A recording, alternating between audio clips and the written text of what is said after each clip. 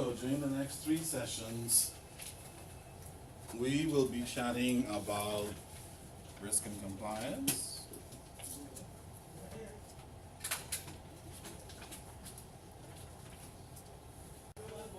some discussion about conflict of interest issues,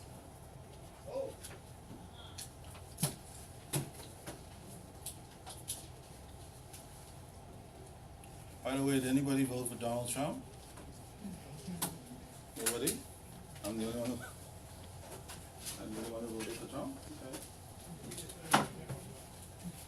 Then I must be as crazy as he is, they say.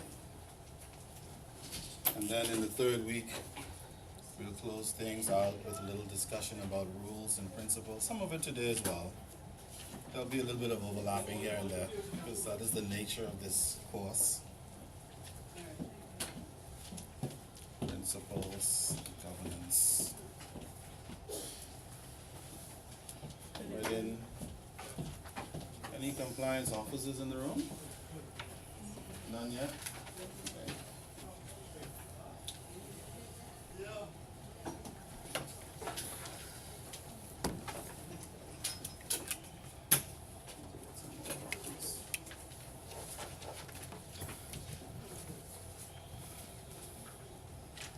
Excuse me a second.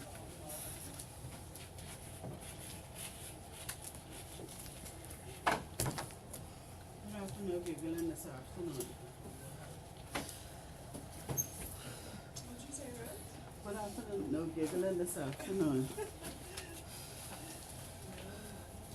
The fun teacher gone, eh? Oh, Lord.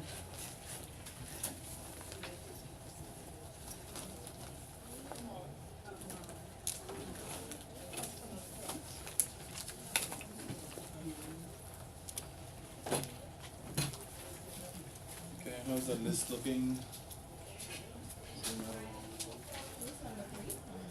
Number 3.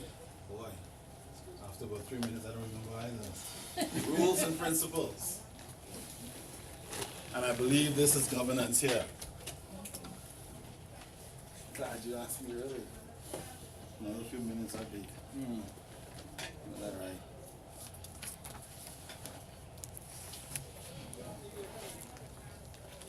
Any lawyers in the room?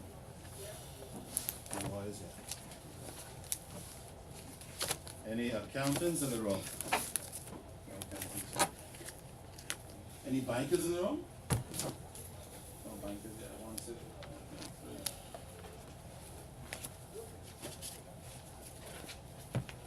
3. Any Bahama people in the room?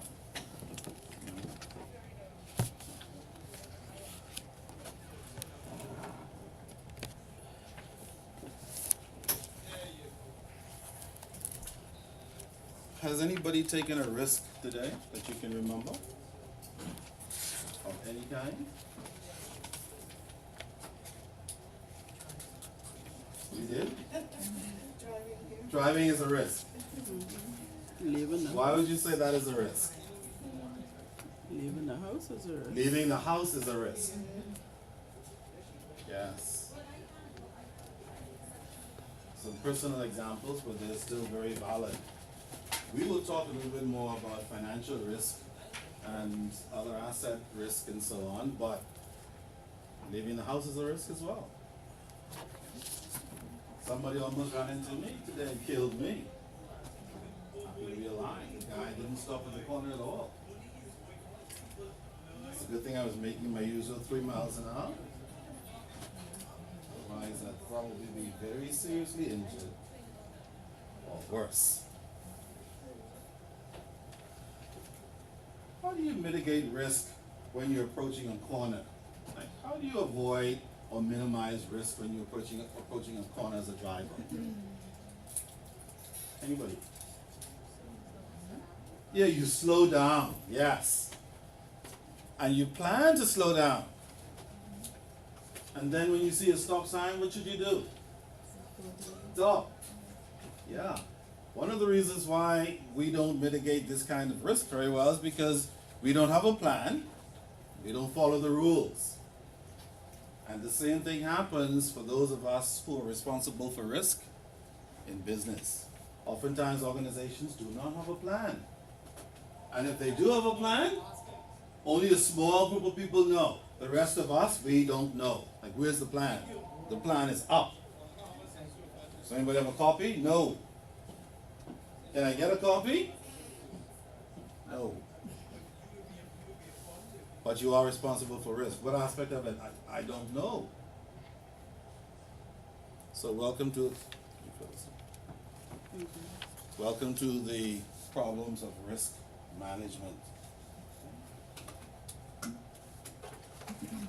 Tell me a little bit about what you've done before today. Anything of interest? Can you think of anything you've done before today in your previous session that's stuck in your mind?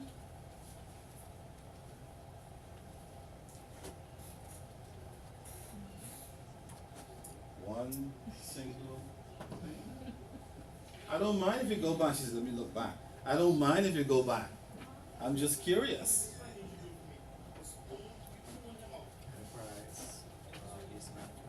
Okay, that new catchphrase, yes. EPR. ERM. What sticks out in your mind about ERM, if anything at all? I guess the way you go about determining the level of risk in a company. Absolutely.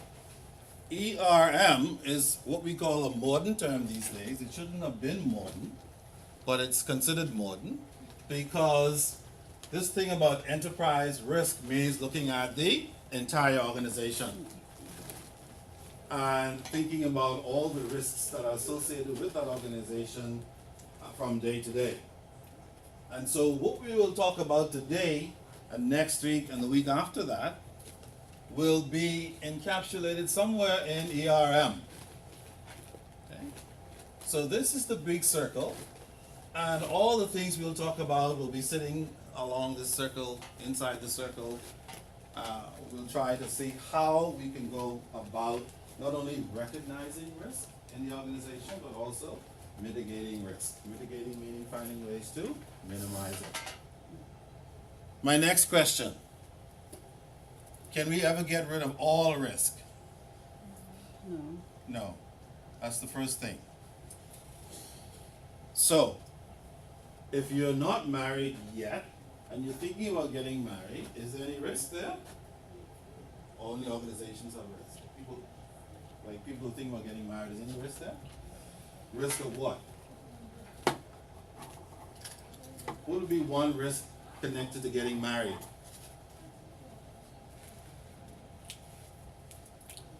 No risk? I mean, it's just like hunky-dory. You're happily married, thank God I got mine. Divorce, yes. Divorce is a major risk. People are divorcing every minute. Somebody's thinking about divorce as we speak. Some people think about divorce even before they're married. If you get a mind about divorce. Not married yet? Okay, thank you. So there's risk everywhere looming around. Don't think it's only in your organization. Do you have one of these? Don't think it's only in your organization, it's with you and me. Does everybody have a copy of? Wonderful. And a copy of? Right.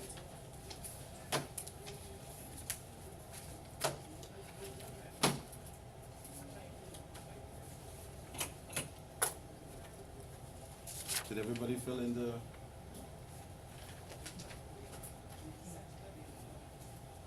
So we'll see that inside the ERM environment, there are lots of bunch of things happening that we as managers of risk have to determine. I'll tell you something else we'll see in a little bit, if you haven't seen it already in your reading, because I believe you have lots to read. What kind of test do you have in? Closed or open book? Open book. Does that mean that you're home free? No. Open book exams could be a pain in the butt. Okay? So make sure you do pay attention. Whatever you do, read everything at least once, so that even though it's an open book, you can still find your way around the material. Otherwise, you'll be there until the end of the exam trying to figure out what the hell to do. Plus, that first reading will give you that fundamental bit of information that should help you along the way. Alright. What I'd like to do before I start yapping about all this, whatever that is behind the veil, is just have you introduce yourself to me, if not each other, so that I can have some idea of who you are and that sort of thing. When I call your names, you say anything you feel like. Let's start with Antonio. Antonio Davis. Who's that? Tony, let it rip. Anything you feel like. Take a risk. Life is full of risk anyway.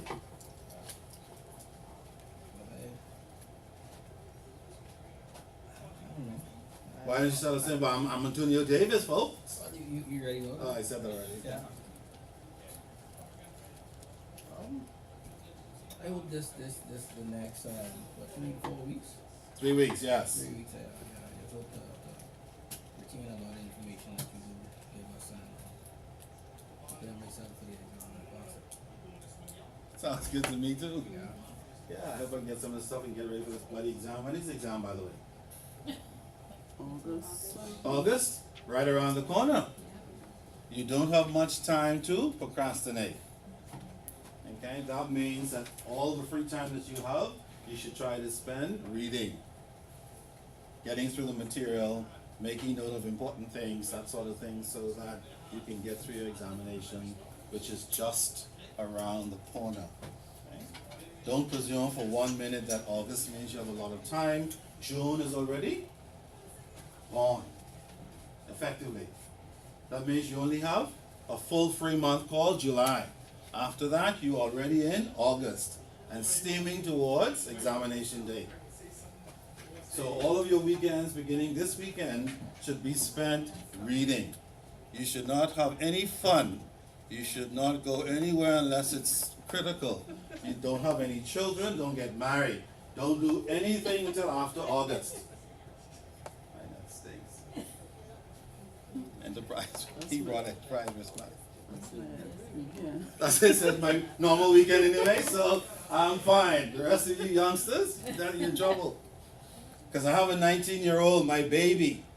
He doesn't like to go all over the place, but sometimes he gets a little antsy, like, damn, I'm tired of the house now.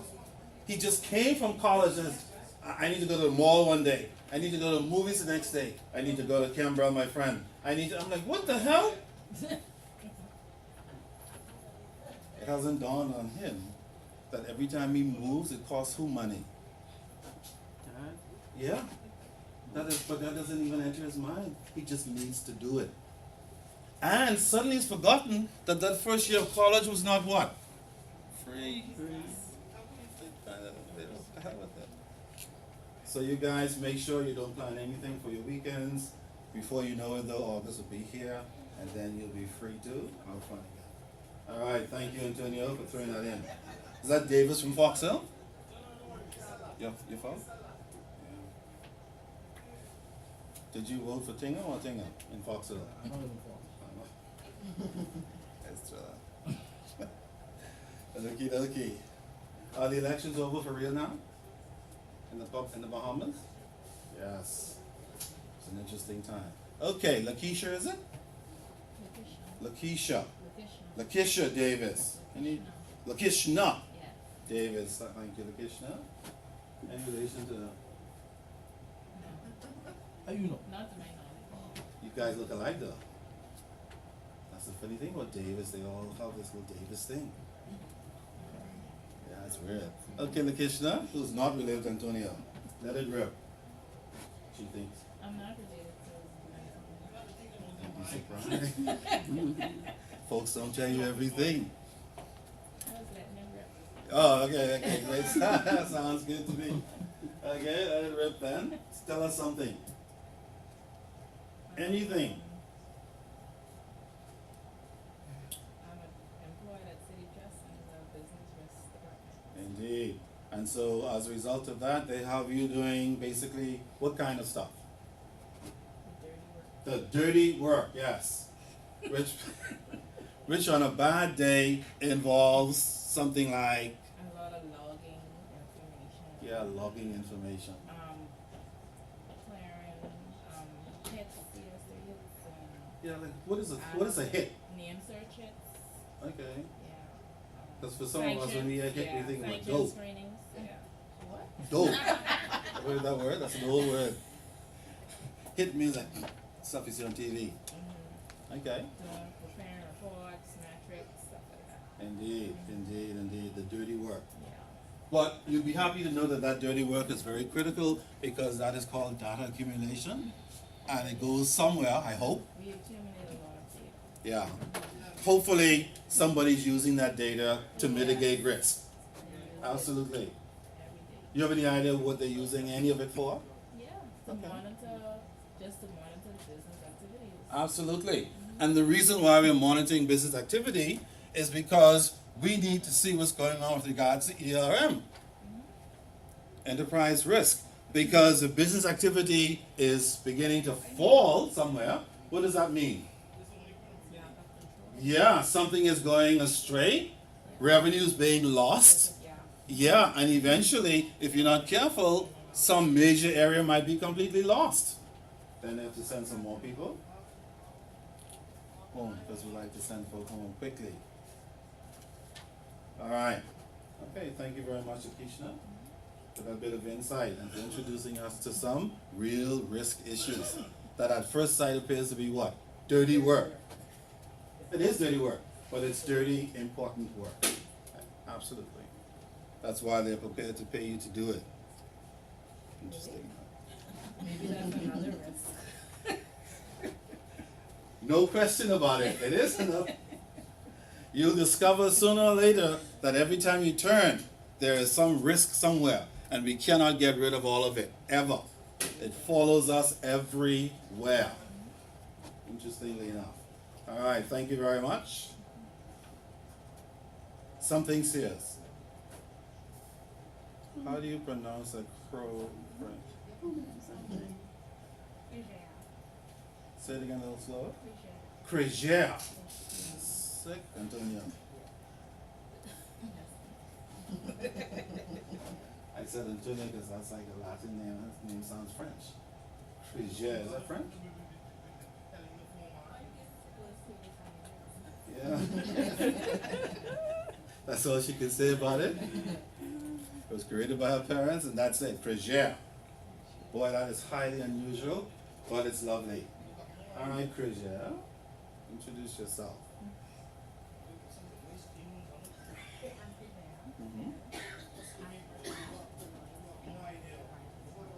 And risk advisory, interesting. What is a typical situation that you might encounter in risk advisory for the benefit of others? Yes. They have you doing dirty work as well? Yes, indeed.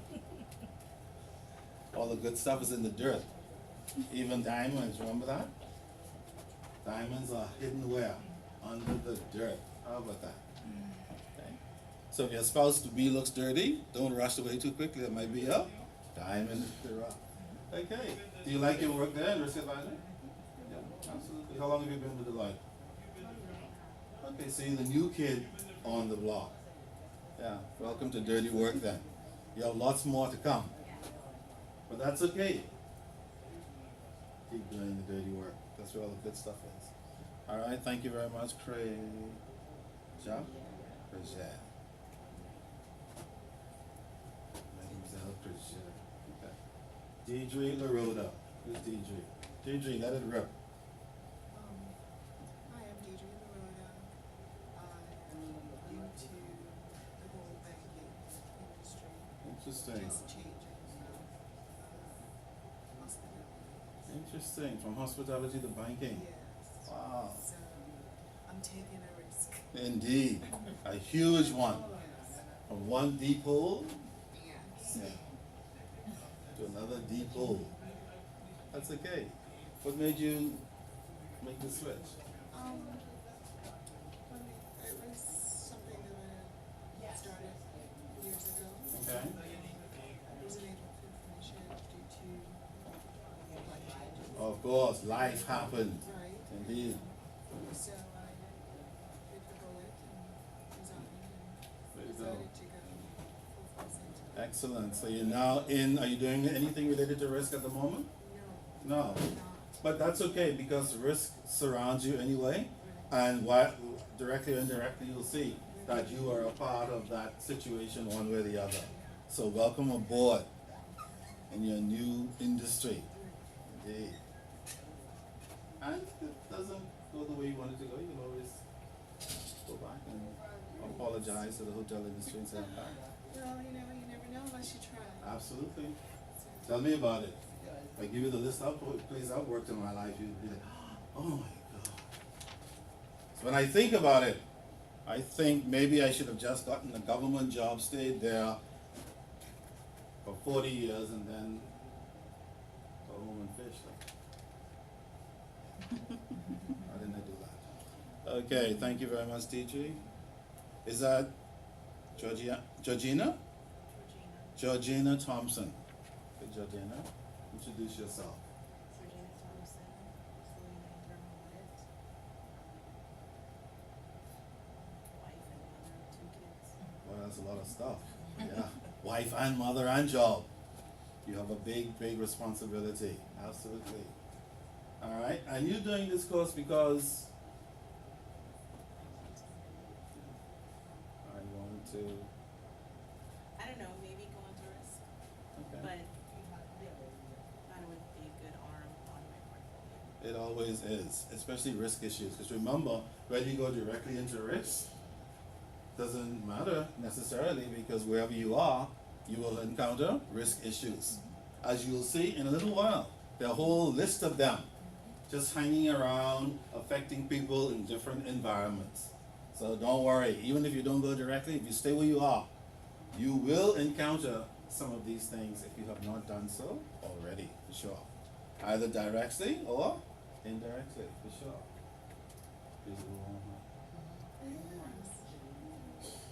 Yeah, I saw her do like this. I'm thinking she's too young to be huffing. Yeah, so it must be this bloody room. Do they need to turn something up? Ask them to. Let me see if we can.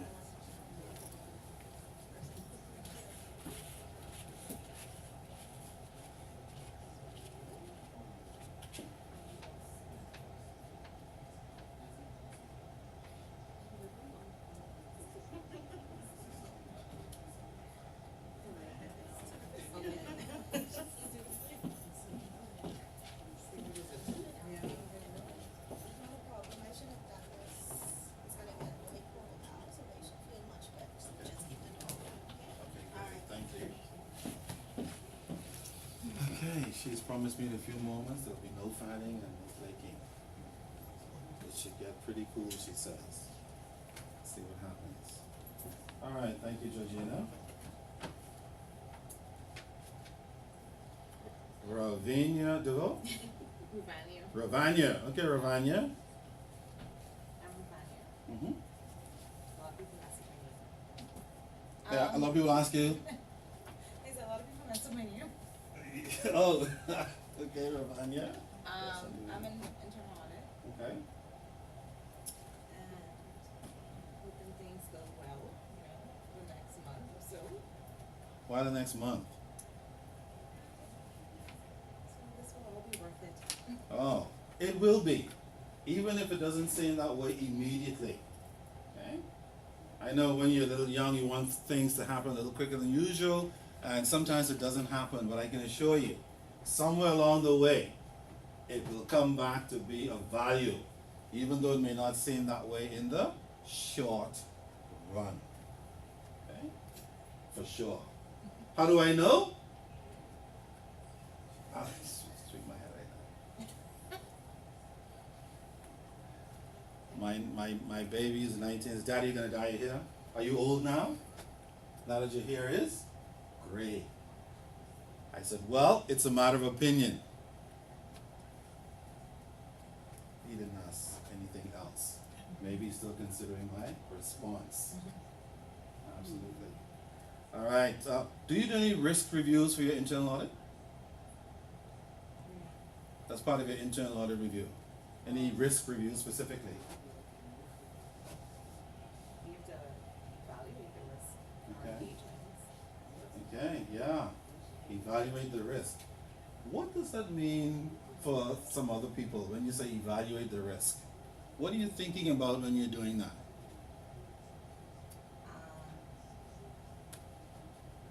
The impact, do they have any existing controls in place? Should we suggest any controls? Yeah, in other words, are there any internal controls in place? For example, does the person who's receiving cash also depositing it in the bank, also writing up the deposit and posting to the ledger? Should that happen?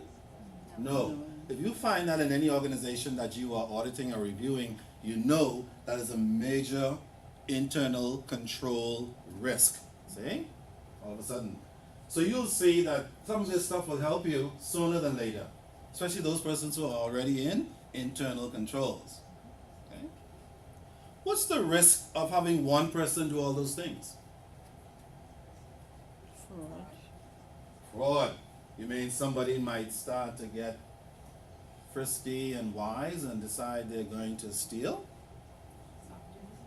People do it all the time. They're investigating some theft now at BEC. Anybody heard about that? In the accounts department, where clearly there was a breakdown in internal controls, even though BEC has a major internal audit department who conducts regular internal audits. So how did that risk turn into such a huge problem? Since BEC has a huge internal control department who go out all the time checking stuff. Yes, somebody used the C word.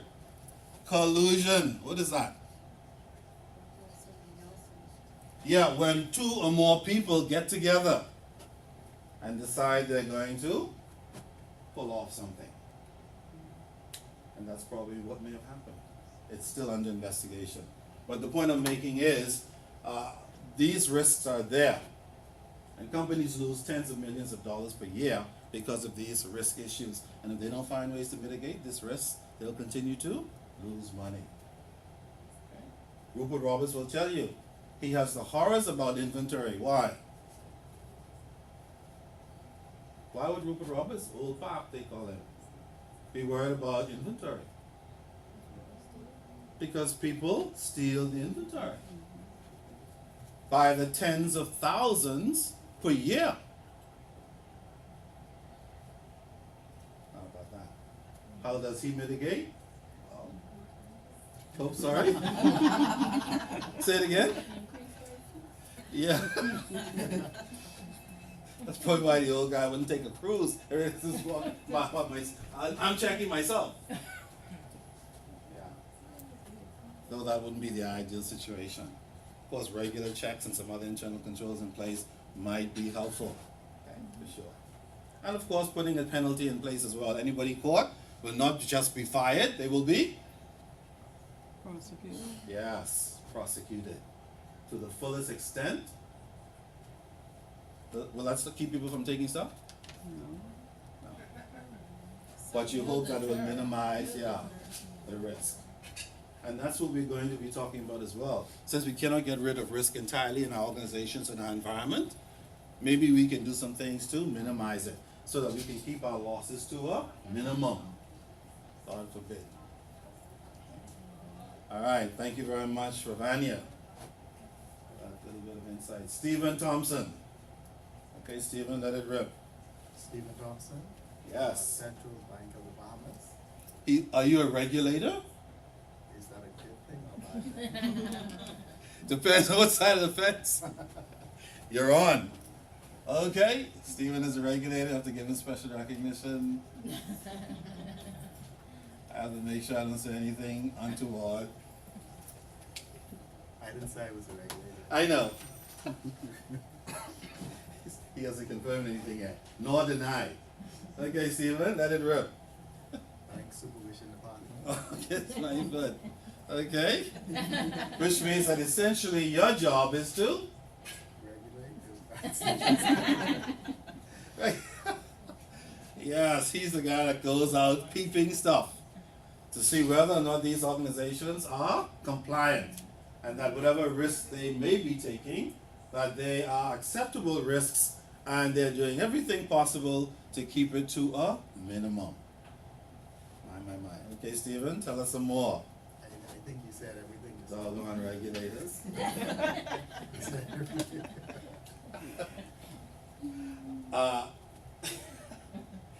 The reason why Stephen's job is of great interest outside of risk, because for many, many years I used to be a retail banker. Retail, Bank of Nova Scotia, lending, and all that stuff. Then, for many, many, many years, 15, 20, something, I used to be a private banker. Private banker. And in those years, 15 or 20 or something years, I'm still getting old. I can't believe it. You know, just the other day, I used to go to St. John's College on Market Street up the hill. It's all dilapidated. The old St. John's College.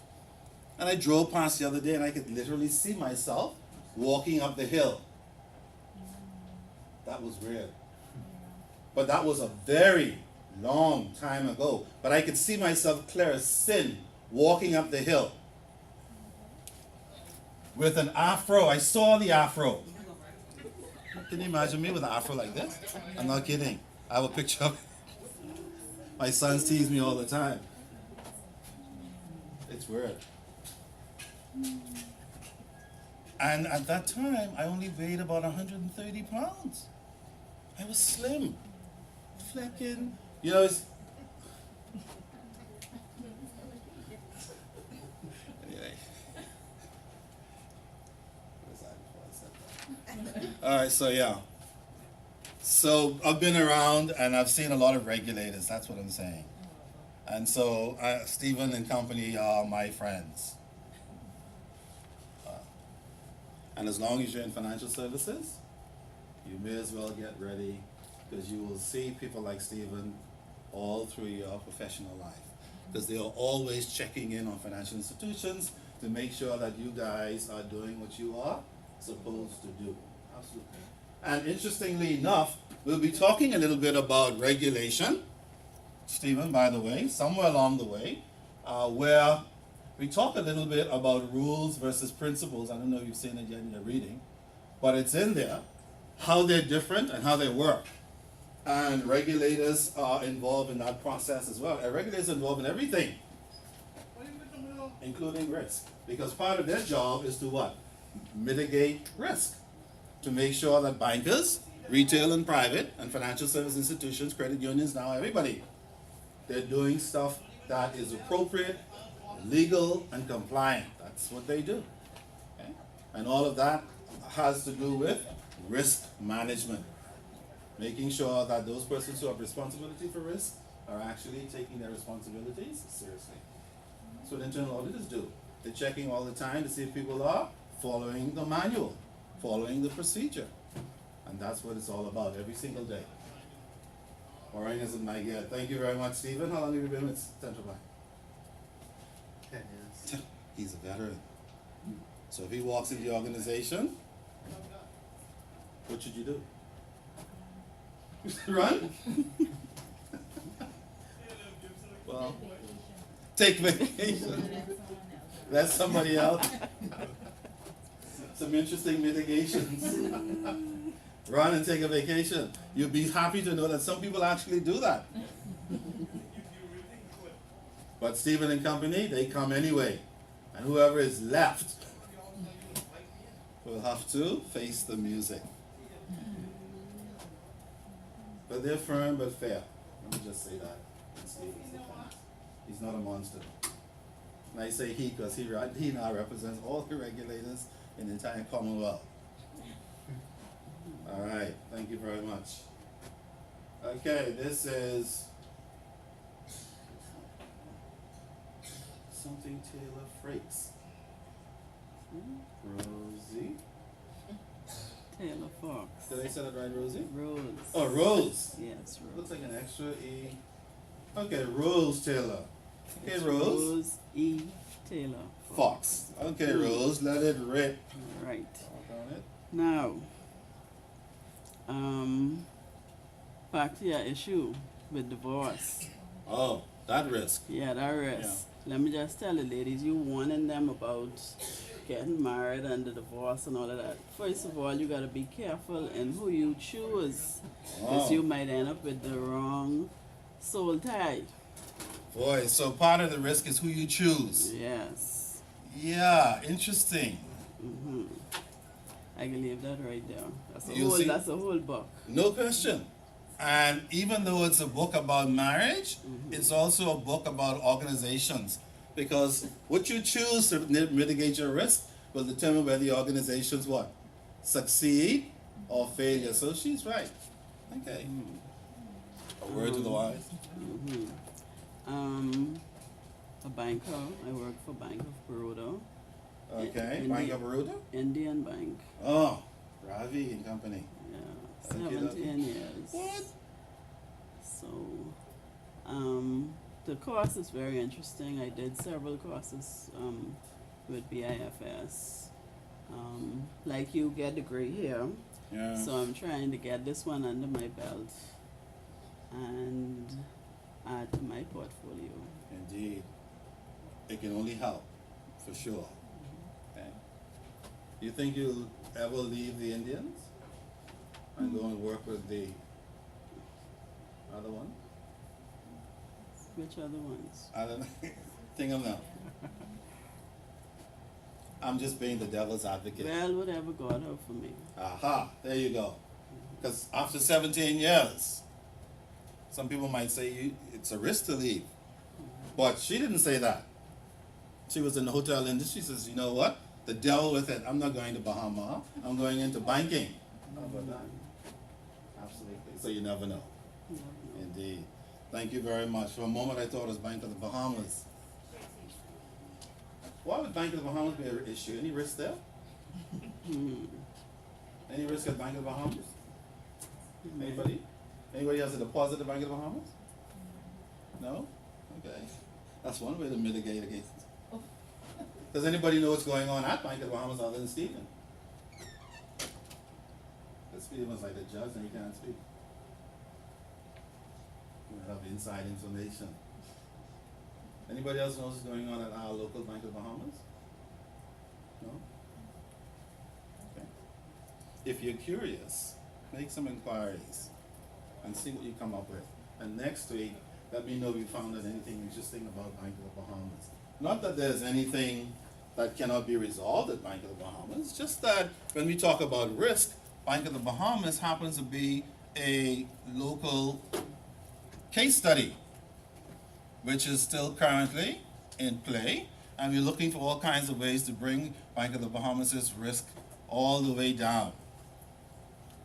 So they've had some issues to deal with, and hopefully in another year or two, they would have found a way to mitigate against some of those risks and get the organization back to where it should be.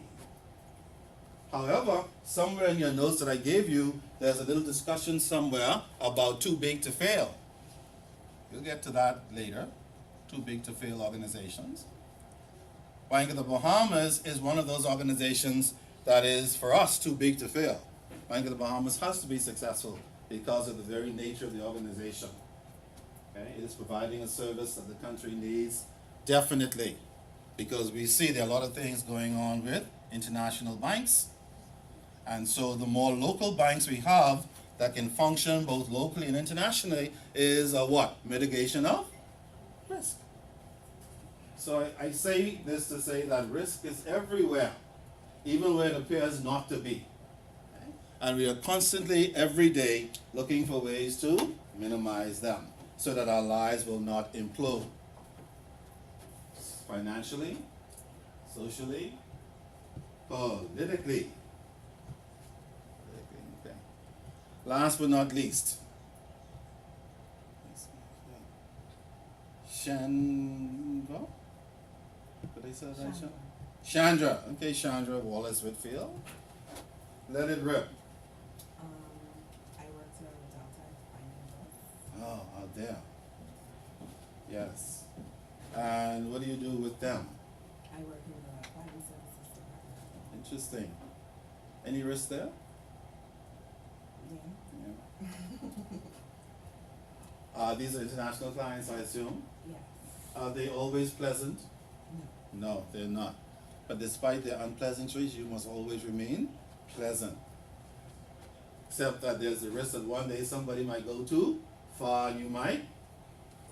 But that you have to avoid by doing what? How do you mitigate against that risk? The risk of telling someone off. How about that? Just have to remain professional. At all times. 110%. 110%. Have you ever blown your top once? Oh, so far so good.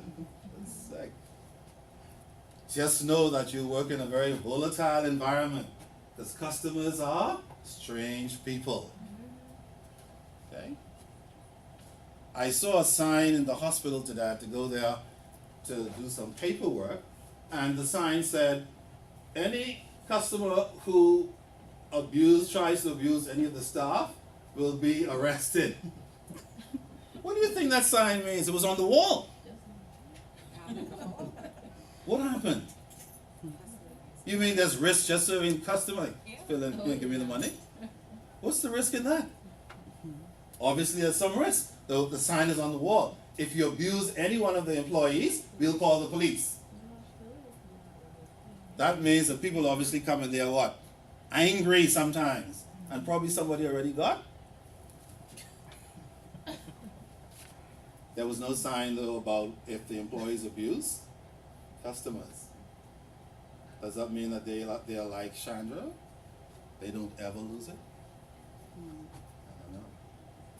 But she's right. In her business, she cannot afford to, no matter what.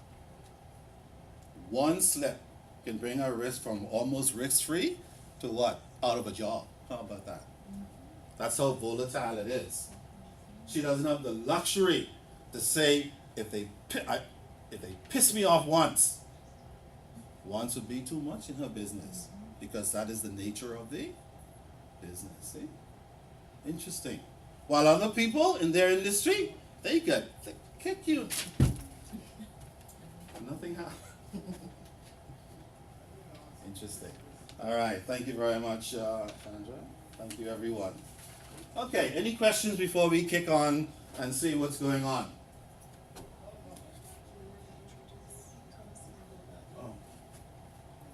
Oh, that's true. This is not enough. See, the hotel people, they always get you. I was trying to duck and dodge. She says, don't flicking try that. Yeah, I use flicking sometimes. My son was passing one of my sessions a couple of years ago. He heard me use flicking. He's like, Daddy, use flicking? I was like, yeah, everybody was over 18. So now, what do you think he's doing? You're repeating. Yeah, he's imitating. I was so flicky. Okay. My name is Samuel Wilkinson. Like I said, this is my cell number. Call me. I'll say more, I promise. Call me if you need to raise any issues. Send me an email. I'm always checking my email. What have I done? Presently, I am a compliance consultant with one or two financial institutions, not banks. Okay, but they are financial institutions nevertheless. But before that, I spent about 20 years in private banking. Okay? I worked with a Brazilian bank and a French-Canadian bank and a bloody Swiss bank. So I've seen all kinds of interesting personalities, like Stephen. Except that Stephen had the pleasure of coming in, writing up stuff, fix that, and then leaving. In my case, I had to go back every day and deal with all of the risks associated with being there. All right? And then before private banking, I spent a couple of years as a financial controller with what is now the Bank of the Bahamas. It was the Bank of the Bahamas then. It was the National Bank for the Union back in those days. and then financial control within the hotel industry for a while, financial control with a transportation and travel industry for a while, union for a while. I've really seen some interesting crap. I don't know how I got caught up in that, but that's what happened. Then before that, I was a retail banker for many, many years at Scotiabank. And then before that, like, I was a revenue officer even with customs. Can you believe that? So I go like way back. It's been quite an interesting run. I don't know if I would recommend all that crap. But it may not have been very secure. It may have entailed a lot of risk, because every time we move into these areas, there's a whole lot of risk and blah, blah, blah. But that's why I understand risk completely, because every one of these adventures had some inherent risk. So when you said you decided to make the switch, I'm like, yes, you take a risk. Okay. Now, at the end of the day, I may not have a pension. I mean, you guys might see me like this, my cup. But while you drop 1 cent and say, man, that's like Mr. Wilkinson, at least I could say in my mind, what? I had a great run. Speak for yourself. I don't want a pension, okay? But yeah, it's been quite an interesting time, and I do not regret a single moment. Okay? Even though what did I do? I risked job what? Indeed, for I don't know, whatever the hell that was, and still is for that matter. So we'll see. Yeah, because I'm not out of the woods yet. My wife keeps saying, hey, what's going to happen? Like, I don't know. Just stay right there. See what happens. And she's been with me for 30 years. So something must have. I can't promise what's going to happen in the next 20 years. But the last 30 years was, whatever. Yeah. So that's kind of me in a nutshell. So what's a financial institution but not a bank? Sorry? You say you work with a financial institution but not a bank. Oh, what's a financial that's not a bank? Oh, Could be a insurance. credit union, for example, Could be insurance. is a financial institution. Insurance. The insurance company is a financial institution that's not a bank. And then you have what we call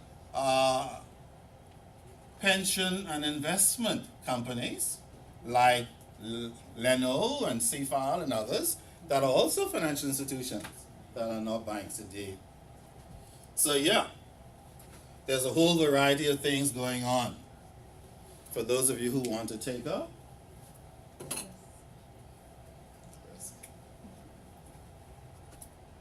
All right, any other questions? Feel free to raise any of them anytime along the way. Just throw up your hands or let it rip. I don't mind.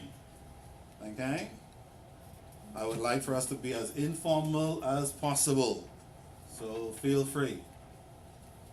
Bloody IT.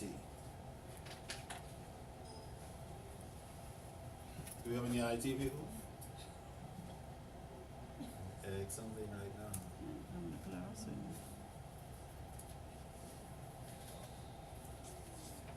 No IT people, including me. It's working. It's working? It moved when you did it. Okay, great. All right.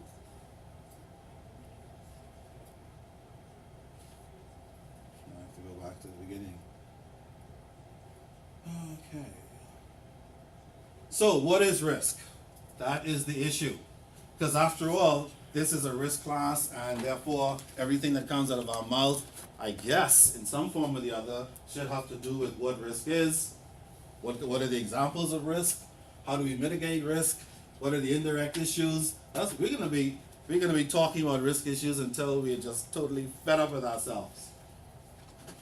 And I'm hoping that I can take all this crazy stuff and some of it a little monotonous and some of it a little repetitive and all that, and leave you with something that you can take away as far as risk, so that as you move in your various jobs, no matter what they are, that you will consider all of the inherent issues of risk. All right, so let's start at the beginning. Risk is defined as anything that poses a threat to an organization. Now, we are going to be focusing primarily on organizations, like financial organizations and other businesses.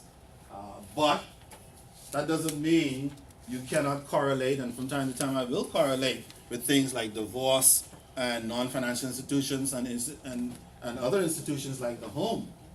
Because after all, is the home an organization? The home. I'd say yes. Yeah, it's the original organization. Who's the CEO of the home? The one who wear the pants. The one who wears the pants. Oh, you mean Who metaphorically? wear the pants. Yeah. Not physically. Not physically, metaphorically. Once upon a time, we used to be, guys were in charge of stuff. Now, I don't know. What happened, Stephen? How come you're not in charge of stuff anymore? Lazy. We got lazy. Complacent. We got complacent. Got whipped. How the hell did we get so lazy and complacent though? We found another home. Oh. This- You don't want to hear that. yeah. Steven gonna speak himself. Tony said, don't speak for me. I'm not speaking for you.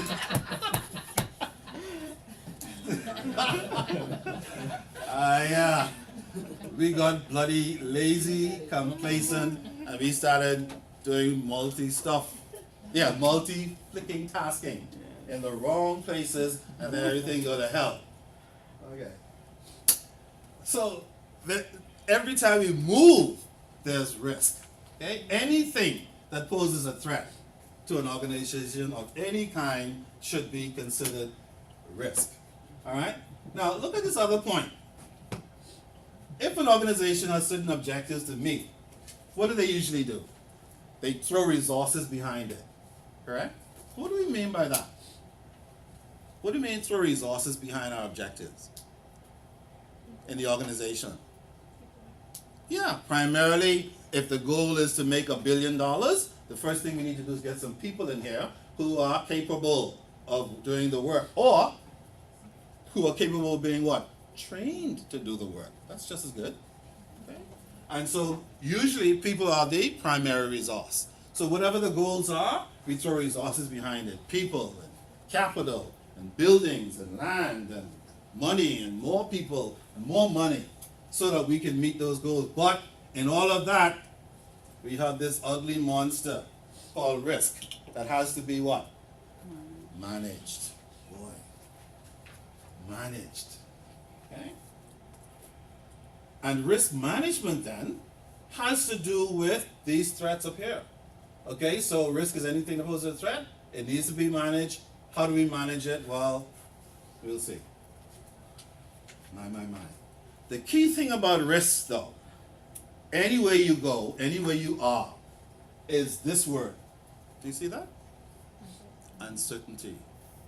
Folks, I was driving along happily with my wife today on Mackey Street, making my usual 20 miles an hour. She said, honey, you should go faster. Because my wife has a heavy, she likes to move a little faster. So when I drive, I move slower. Luckily today, I was doing my usual slow because uncertainty kicked in. Crossing us, as soon as I crossed over the bridge going up Mackey Street, this guy came out of the corner. He did not stop at the stop sign. And if I was not moving at that speed, I would not have been able to what? Stop. Which means he would have broadsided us. And I would not have been here tonight. Did I plan that this morning? Hell no. Did I plan that when I left for lunch? No. But that is the nature of risk. Now for me, part of mitigating that kind of risk is to drive slower. Does that mean that I'll miss all the opportunities to get hit? Hell no. I don't care if I'm driving at 1 mile an hour, somebody's still going to eventually hit. Potentially. Because I'm moving slow? No. So on the one hand it helps, on the other hand it's a disaster. If you was driving much faster, you would have crossed it. It's actually quite bad. That's true, Stephen. There's always that possibility. You're right. And therein lies the issue. Because I was driving slow, I'm going to get hit. If I was moving fast, I would have been gone.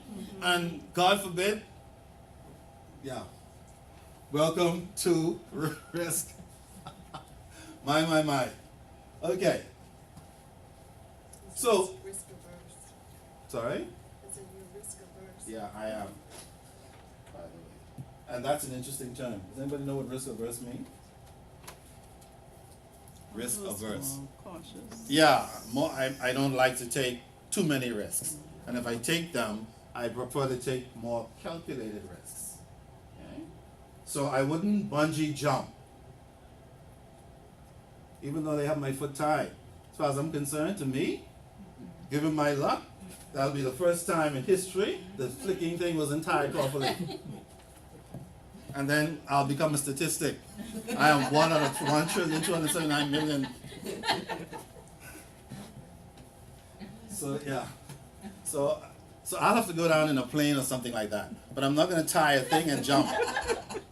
See, that kind of stuff. I'm risk averse for sure. And some organizations need to be a little more risk averse as well. Okay? Some organizations take a great deal of risks. Some organizations take no risk. None of which are good. But maybe a little risk aversion means that you'll take some what? Precaution, potentially, in some of the things that organizations do. Okay? So David and Dylan had something to say about what is risk. And you can see from these guys, for example, David says we should learn from our experiences, both past and present and blah, blah, blah. And the more we learn, the more we can solve problems with regards to risk. Do you agree with David? The more we learn. For example, if you were driving a car uninsured initially, and you had an accident, you get insured to pay a fine and all that stuff, should you learn something from that? What should you learn? Next time you buy a car, Some insurance on it. yeah, put some insurance on it. All right. Interesting thing about this kind of risk, though, because I'll tell you, a couple of weeks ago, somebody that I knew got hit by a car. The person I knew had third-party insurance, but the person who hit them had none. So the guy went to the police and said, they had no insurance, shouldn't you arrest them? What do you think the police said? That's the norm. She said, that's the norm. That's pretty much what the police attitude was. Sir, she had no insurance? We know, we could see it on the police report. So the guy said, so aren't you going to arrest her? He says, no. If you want to get anything out of that deal, you have to sue her. Civilly. The police will not arrest her because she was driving without insurance. How about that? Yeah. So you can see that there are all kinds of little risk issues sitting around. But again, we should learn from our experiences, and the more we learn, the more we do what with risk? Minimize it. If you've had 3 divorces already, what should you do? He came up with that. Definitely don't get married again. Well, maybe those last 3 were bad decisions, Antonio. Maybe the 4th one would be a better decision. Yeah, that's why I can be risk averse and all. Risk averse, completely. Okay, 3 is enough, that's it. Okie dokie. Welcome to risk. Alright. Notice also that Dylan, he's an author about risk. Dylan talks about a kind of intelligence for thinking about risk. Like, do we really think about risk that way? Not really. No. And in his book, he makes it clear. So I think I may have had something in your printout somewhere. You'll see it. He makes it quite clear that most of us don't think about risk as an intellectual exercise. I don't know. We just say risk is stuff that happens to people. You can't avoid it, and I hope nothing happens to me. But we don't think about it intellectually, about risk and uncertainty and all the probabilities. That's what he got into. Okay? These things are real, but the average person does not think about that. Even persons in organizations who are responsible for risk don't go that far sometimes. We only deal with what is obvious. And that's it. All right, so what is this risk intelligence? My. Well, first of all, the reason why we think about risk intelligence is so whatever risk we're responsible for in our firms, that we can do it this way, effectively and efficiently. Now, does anybody know what the differences are between those words? Or are they the same? Effectively means what? Effectively means doing the right thing the right way. Yeah, doing the right thing the right way. And efficiently? Doing it well. Sort of. Yeah, it's a time frame. How fast is it? Yeah, getting the maximum done with the minimum resources with those things that you said added in there. Okay? The point is, these two things are used interchangeably, but they're not the same. Okay? So this gets things done, the maximum with the minimum resources, and this gets things done as intended and as planned. Okay? So if you're responsible for risk management at all, you should be thinking about it in these two terms. How can I do it effectively? How can I do it efficiently in terms of what we have in our organization now and what we'll have in the future? Now, again, most of us don't really even think about it. Even CEOs, oftentimes they don't think about it to that extent. That's why we refer to it as risk intelligence, because that's taking the issue of risk beyond the norm. Now, those of you who do internal auditing and that kind of stuff, maybe, that might come to bear a little bit because of the nature of your work, considering the risk environments and all that kind of stuff. So you might take a little time and say, okay, let me explore this risk intelligence thing a little bit further. But the rest of us, we're not at home with risk intelligence. Okay? The other thing that makes risk a problem that has to be analyzed is that every firm has a different what? Definition about what risk is. That's the other thing. So risk is unique to every single organization. Okay? Risk is unique to every single organization. You cannot leave one organization with certain risk principles that you adopted there and walk into another organization and determine that you're going to apply the same risk principles. Chances are it will not work. Even Stephen, as a regulator, when he goes to one environment to assess the risk, he has a framework, but when he walks into another organization, he has to make some adjustments to his framework given the nature of the next organization. When he walks into a private bank, his framework has to be different from when he walks into a retail bank because the operations are significantly different. Okay. So this thing about risk is not just one-dimensional. Yes. The Canadian student, she's trying to call in. Here's my phone. Okay, let me get Miguel. Wait a second.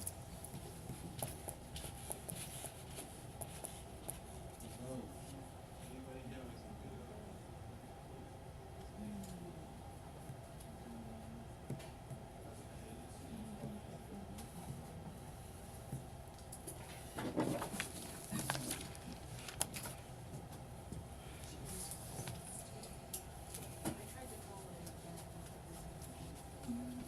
last week.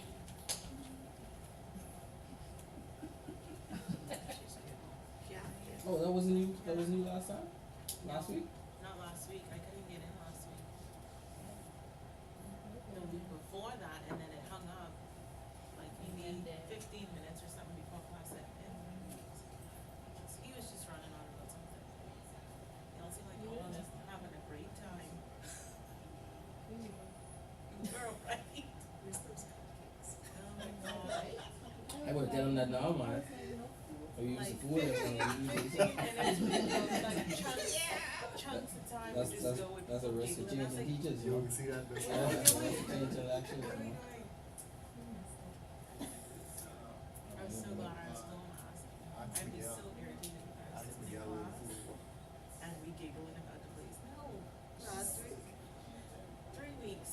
we must have been something. We would work and then it would just go way off topic for like 10, 15 minutes and then they'll come back.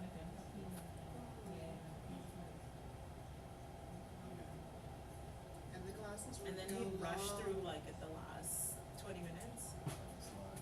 Yeah. And then we still get out of something to 9, eh? Yes, nine. every after 9. Yeah, it was after 9. Like 9, what is it? First he'd say 8:30, we'd get out, and then like around 8:30, like, let's just go to 9. It's like 5 minutes to 9. We just have a few more slides.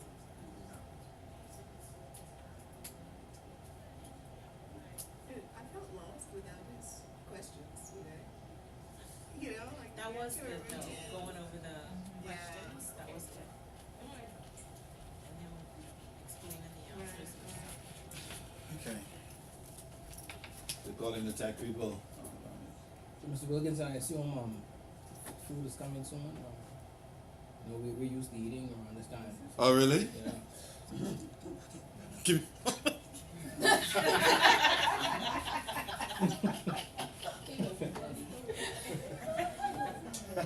Yeah, actually, yeah. With the food. Yeah, I think he's off the hook.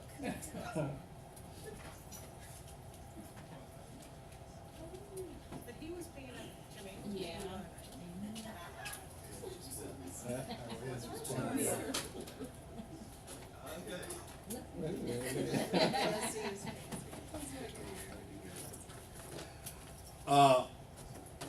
Did you guys have food last week?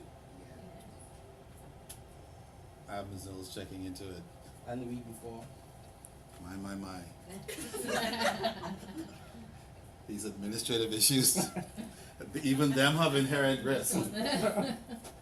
So, Ms. Knowles says she's going to call Susie, who will call John. God, talk about pitfalls. All right, so what are some of the barriers and pitfalls to this risk issue, coming up with this risk intel? Now remember, intelligence is basically what? Information. Usually good information. Could be bad information too. All right, and this intelligence is supposed to make us a little more informed and better at trying to assess what the risk levels are in our organizations. But there are some problems associated with these this intelligence issue. All right, first of all, many organizations like to deal with the checklist approach. Many compliance officers like to deal with checklist approach. Many persons are responsible for compliance and other responsibilities like risk and other matters. We just like to have a nice clean. Even internal audits have a little checklist. Because checklists tend to act as a good guide, and it's only supposed to be a guide, but sometimes we get stuck with the guide and it's like, this is heavily, yes, no, maybe, so thank God I'm finished, and then we sign it. So that's pretty efficient in terms of getting it done quickly. The problem with the checklist approach is risks are so varied that just checking off a list will not reveal a whole lot of the problems that can basically sink an organization. Okay? By all means. Some people even have a checklist when they're dating. He's handsome, well built, seems to have money, nice car. They check all these things off. Working. Is that sufficient? And then you say, okay. But is that sufficient? The checklist. No. When you finish checking everything on the list, then you have to put the list aside. Yeah, and start doing what? Looking for those what? Inherent issues. Like how does he behave when he gets upset? Is he calm? Does he talk? Or does he just stuff like that, lose it? See, the checklist approach. A very dangerous approach to gathering intelligence on how to deal with risk. Because if you're just checking stuff off, I guarantee you that you will miss a lot. Okay? Whether it's risk intelligence and gathering or anything else for that matter. So be careful. Okay? Watch out for duplication. What does duplication mean, you think? Duplication of anything.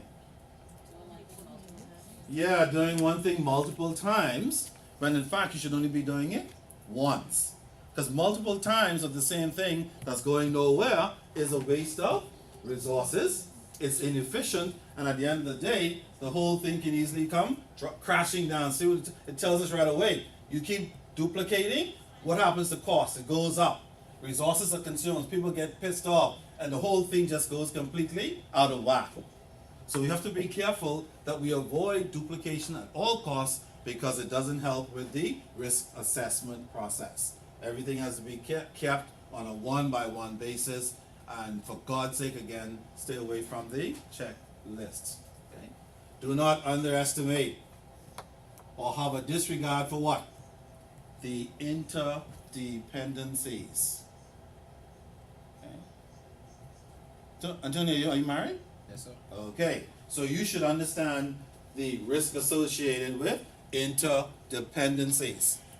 In other words, how long have you been married, Tony? 9 years. Mother's sick, 9. Okay, 9. Oh. That means you should know that you are now no longer just married to your wife. You figured that out yet? You are now married to her mom,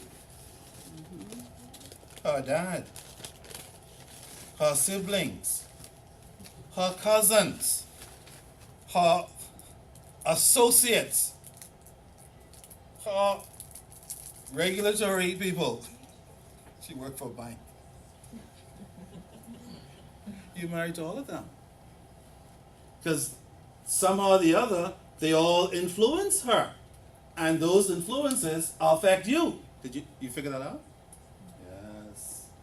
So when Stephen comes into our financial institution to conduct an inspection and piss her off, by extension and by she comes home and takes it out on the only person she can take it out on. The children. You mean you ain't wanted to turn yet? Yes. I run my house, man. Say I run my Nah. I don't jive. Nah. We had a plan. I wear the pants. Literally and metaphorically. Risk is a trouble. I don't know gathering risk intelligence could be such a problem. I don't play. But don't try that. Must either churn. How do you spell churn anyway? Again. But we get the point. The point is, do not underestimate the issue or disregard the issues pertaining to interdependencies. Because remember, you can't just fix risk in one side of the organization and not fix it on the other side. So if you have 2 departments that require compliance manuals, and you only have a manual for one side and not one for the other, and Steve comes in, what happens? Yes, nice manual over here, but what happened to? It's all interdependent. You can, well, don't, we have one over there, we can, no, you need one for all of these things. Okay? Let's not forget that. You fix one side, you don't have to fix all the other side. That's the only way you can mitigate, by looking at how they are not only there, but they are all interdependent. See how they connect, for sure. Okay? Also, a lot of organizations do not define their risk. They don't, like you ask some CEOs in organizations, what are your key risks in here? Some might be able to tell you. Some might shoot out 1 or 2 things, and I was like, key risk? They may not even be able to respond right away. Okay?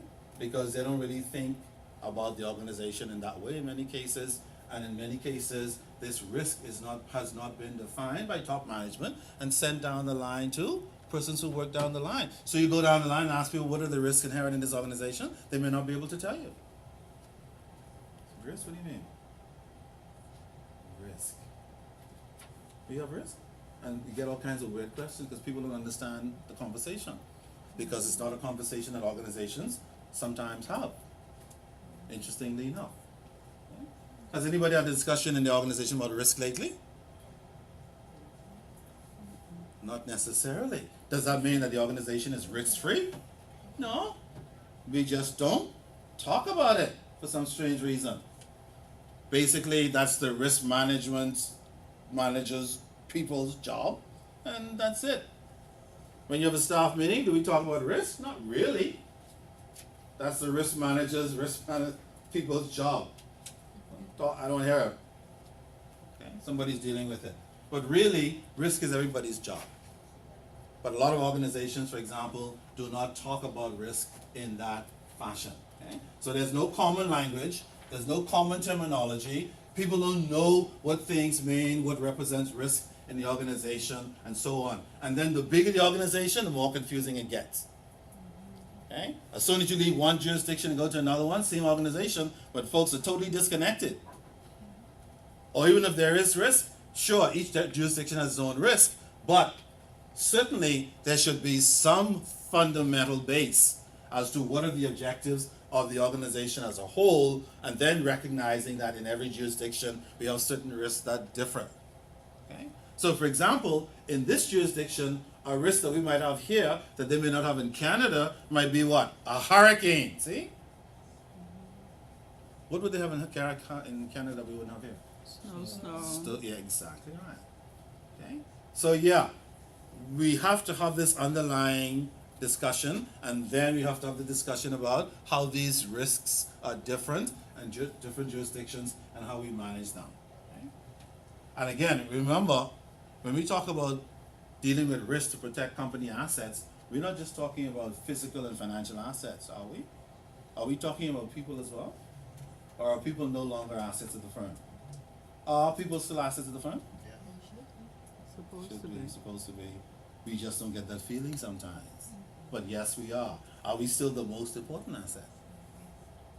We don't get that feeling, but yes, we are. Interestingly enough. Okay? So all of these things fall under the issue of risk. Okay? Now, somebody said something earlier, I think that was me and somebody else, about risk averse. Risk averse people tend to take what? Calculated risks. Calculated means we don't do anything that appears to be foolish. It has to be something that seems reasonable. If something goes wrong, fine. We took all the steps that are necessary. Things still happened. The plane still went down. But we had our seatbelt on when it went down. How's that? We prayed before it went and so on. So we did all the things we were supposed to do. That's what calculated means. Okay? And a lot of firms need to spend more time looking at the details surrounding calculated risk, inherent risks, and then not only looking at them, but talking to the entire organization. Does anybody work in an organization where if you send out an email, everybody gets it? No. No. Wouldn't that be an exciting email? If you don't make any mistakes? Like, dear Robbie, I hate you, and then you mispress the wrong thing. Love hurts and press the wrong things, whatever. But again, the reason why I raise that is because a lot of times these issues about risk come up, but they come up at a very high level, so to speak, and it never comes where? Down the line. Okay? I'm sure if he goes in an organization, perhaps as a regulator, and say, can you show me evidence where the issue of risk that was discussed at the board level has been channeled down to the employees down the line, he might not necessarily find such a document. Because a lot of times, that does not happen. Sadly. But it should happen. And the reason for that is, if you tell people down the line, then when people see things happening, they might feel what? More involved and more inclined. How about that? Has anybody felt inclined lately, like to do something extraordinary and advise management? Hell no. Sorry, hell to Don't the no. Yeah, hell to the no. The no. And as you get a little older, you'll see what she says. Say, see why she said that? And that is prevalent in many organizations. And the reason for that is organizations are oftentimes what? Disconnected from their people. And so a lot of risk issues, risk intelligence that can go up and around the firm does not get to where it needs to go because people are pissed off, they feel disconnected, there's no connection, stuff does not come down. Even in a simple itsy bitsy staff meeting, nobody says, what are your views on risk? Next time we meet, please write down 2 issues about risk that you feel will help this organization. We don't know anything about risk. What we talk about is there'll be no bonuses next year. There'll be no pay increases next year. Some more people will be going home next year. And even though those have risk consequences, nobody talks about risk directly. Okay? Big problem. But it seems like risk as a whole is like something new to the whole Bahamas, the whole territory. And like how you mentioned, upper management giving information to the lower staff members, most of them seem to want to keep information. Unfortunately. Okay? It's a huge, huge problem. As a matter of fact, it is so bad in some instances that even the middle management sometimes do not get information from the upper management. So top management keeps stuff up here that should even get to middle management. Doesn't always happen. So everything is like some KGB operation on a need to know basis. Granted, there are some things that you need to know basis, but there are a lot of things that should come down the line that do not come down the line. I wouldn't talk about lower level staff. And sometimes, as far as risk is concerned and other issues, lower level staff can be very helpful if you would just engage them. But too many firms still do not engage lower level staff. Just shut up and work. Shut up and work. We don't need your opinion, is the attitude sometimes. We don't need your feedback, is the attitude sometimes. We don't need you to tell us about risk. We got this. And in fact, if you give people an opportunity to participate, you might be surprised what they will come up with. Okay? It's a big problem. Okay? That's why the risk intelligence or information in an organization is so poor. Because people are not engaged, they're not informed, they're not told, and therefore everything becomes stagnant. And sometimes even if people see Rome burning, what would they do potentially? They'd burn. Bastards, they don't want to talk to me. They'd teeth everything. I'm not blowing the whistle. I'm not saying anything. In fact, give me some. Because there's a disconnection. The more disconnected they are in the organization in terms of information, the greater the risks that more things will go astray. Okay? Anybody ever heard about a whistleblower? Whistleblower. Ever heard about that person? Who's a whistleblower? Person who talks everything. Sort of. Not everything, but you're warm. A whistleblower in a firm is somebody who sees, normally top management, could be middle management, could be anybody, but usually top and middle management, engaged in some activity that is illegal, fraudulent, and or risky, information that would normally not get out to a regulator or the public or the investor or some such group. And what they would do is, since they are familiar with the fraud or the activity that is non-compliant or whatever, they would quietly and secretly tell certain external groups. And so we call that whistleblowing. All right? In some parts of the world, for example, in private banking, if a whistleblower in Switzerland blows the whistle and says, I know of some Americans who have billions of dollars in Swiss bank accounts, and they discover it to be true, they give him a percentage for blowing the whistle. Of course, you have to go and hide and leave the country, go somewhere else. Because if they find out who the whistleblower is, they might do what? Kill that person? And I guess the one of the biggest ones we had in the country was with FIFA. Yes. What happened with? What When they happened? trying to bribe some of the, I guess, executives to have the World Cup in a certain country, and a few people in the Caribbean, which one was Bahamian, Yeah, one was a Bahamian. Can you imagine that? decided that they wanted to blow the whistle on the whole. Yes. And what did they say? They told governments around the world about the persons who were involved in this bribery activity, where they took money from these officials at FIFA. It was a slap in the face for him, though. For whom? The Bahamian? $50,000, though. That's all it was? Yeah, Who the hell takes a lousy? Yeah, compared to like 3-4 million, some people go, hey man. He was behaving. Who go to whistle? There was a Bahamian involved, yes. Okay, well, He only got 50,000? That's what they was trying to give him 50,000. Kiss my foot. Okay. What was the risk of only taking 50,000? That's not enough to get messed up for, is what some people might say. And he makes toy stuff. My, yeah, already. Didn't need it, Yeah. so to speak. But the problem is, when people are involved in risk taking, Oftentimes they believe they're not going to be caught. And you're not going to be until you are. That's the problem. Okay? The old people used to say, do not take the risk because the more you get away, the closer you are to being caught. And oftentimes that is true. Like when do you draw the line? Okay? Now, the whistleblower. Why is it that firms are encouraging whistleblowing? Why from a risk perspective are they encouraging whistleblowing? To prevent the loss from being repeated. What loss? You're getting warm. This is also fraud or Yeah, whatever fraud or theft or insider trading or whatever activity is going on.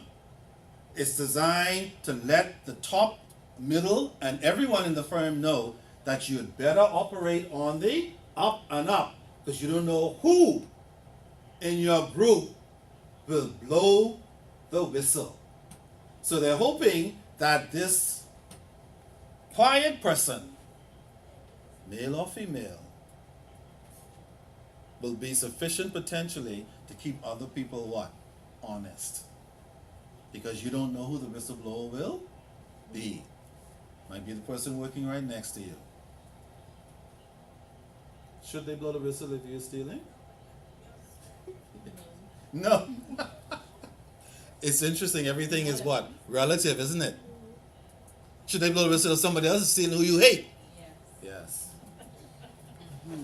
Indeed. Everything is relative. Absolutely. Should you give crown land to regular people you don't know? No. Should you give crown land to people who are politically connected to you? Yes. They say. Everything is relative. Okay? What's Canada again? Oh, she's still reading though. that's my foot.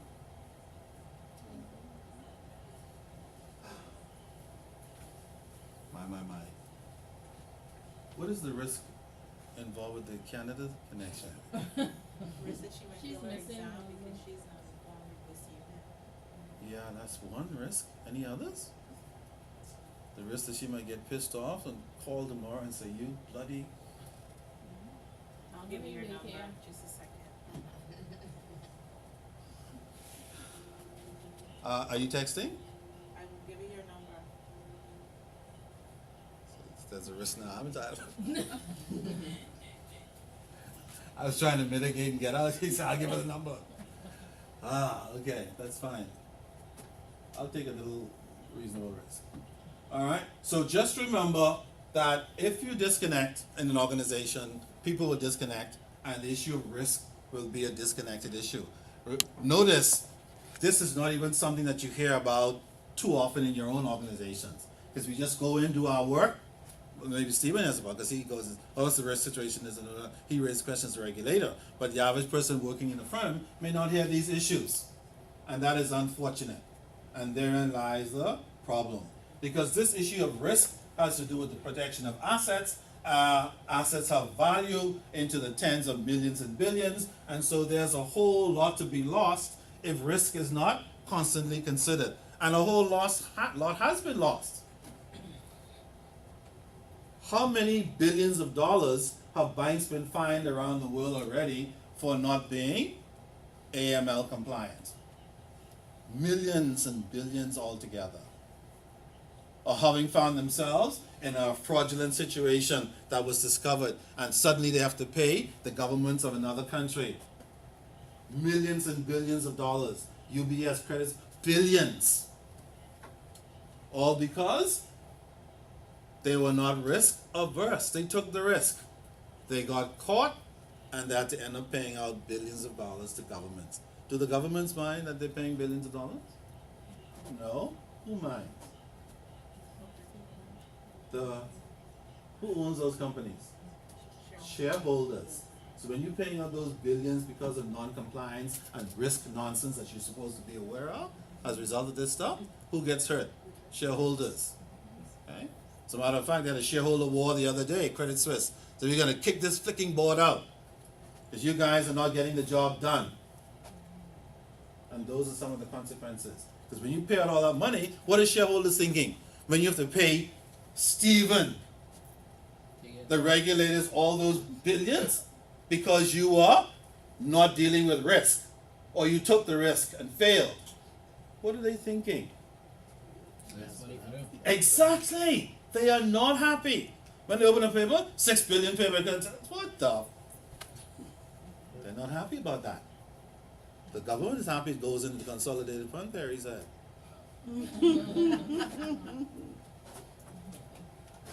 but while the government is happy, shareholders are not happy. Okay? So it's like this risk thing is a catch 22 situation. Interestingly enough, a lot of these huge financial institutions that take this risk and are caught, a lot of the money that they have to pay in fines only represents a fraction of the money they made by taking their oftentimes illegal risk or non-compliant risk. Maybe that's why they don't have a problem. You only need 3 billion?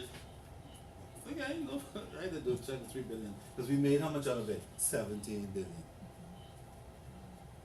When do you think that things will get even better? The fines are good, but in addition to the fines, what do governments need to do next? Fine plus? Who said it? Yes. No, I'm not writing it. I'm going to draw a prison. Take that. Fine plus prison. Now, when the prison sentences start to get 10, 15, 20 years, then, if you think people are trying to be compliant and risk averse now, try billions plus prison. Well, how well that would work. Either that or straighten up and fly, right?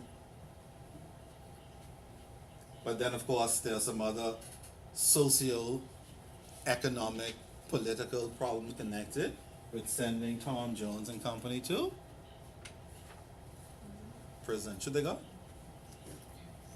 These guys who are messing around with money and costing billions, should they go to prison? Yes. Yes, they should go. Why not? If any of us steal a loaf of bread, where would we go? Yeah, and then bring your case up early tomorrow morning. And a court that they say is clogged, but somebody will find your bread case. Stephen Thompson, regulator, former regulator. Thief bread, how do you plead? They just steal. How the hell they get me already? Thought they were backed up a couple of years. They are. They just bring you to the front. So they do that with us. Why not these guys? Okay? For sure. All right. So, what do? We try to prevent and we try to prepare. Risks, as we know, are inevitable. We cannot stop them. They are going to happen in one form or another. All we can do in our financial environments and otherwise is try to prevent and prepare. Prevent and prepare to the best of our abilities. And hope that by the end of the day, our gains will be greater than our losses. But to not seek to prevent and to not prepare in any way, you are leaving yourself open to the elements. Okay? For sure. No matter where we are. And how do we prevent and prepare? Well, we do these three things. Harmonize, synchronize, and rationalize. Bloody academics. What does that mean in English anyway? For risk people, everybody. What does harmonize mean? Bring all the risk issues under the same umbrella, like all the risk, potentially. Synchronize means bring them into together in a structured way. Not one risk thing this month, one next year, one 5 years. That's disjointed. Okay? And then rationalize means what? Look at the harmonization and synchronization in a logical, reasonable way and say, what's the best way now we can minimize the risk in this firm? If we already paid out $300 million for a bloody manual that was not done, what do? You send an all points bulletin. Make sure that there's a manual done immediately following the inspection. And I want it in 3.5 days at the board level. That's what you do. And then you tell your secretary, Susan or John, on the 3rd day, please bring up this matter. Because somebody needs to tell me if the manual is done. That's how you have to manage these risk issues. And we'll see in a little while that this harmonization, synchronization, rationalization of risk management has, like everything else, to come from where? The top down. Middle level and lower level people are not going to take the initiative on that stuff. Say, man, that's, you don't pay me enough kind of thing. So the top management people are going to have to be the ones to initiate these things, bring it together, and then communicate it to staff. And better still, encourage staff to do what? Give feedback. And if you're really thinking about it,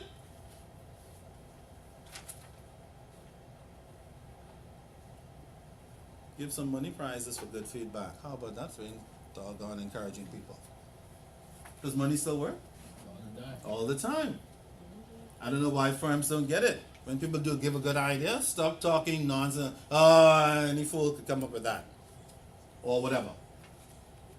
Give a monetary reward and a thank you letter from the CEO or his designate.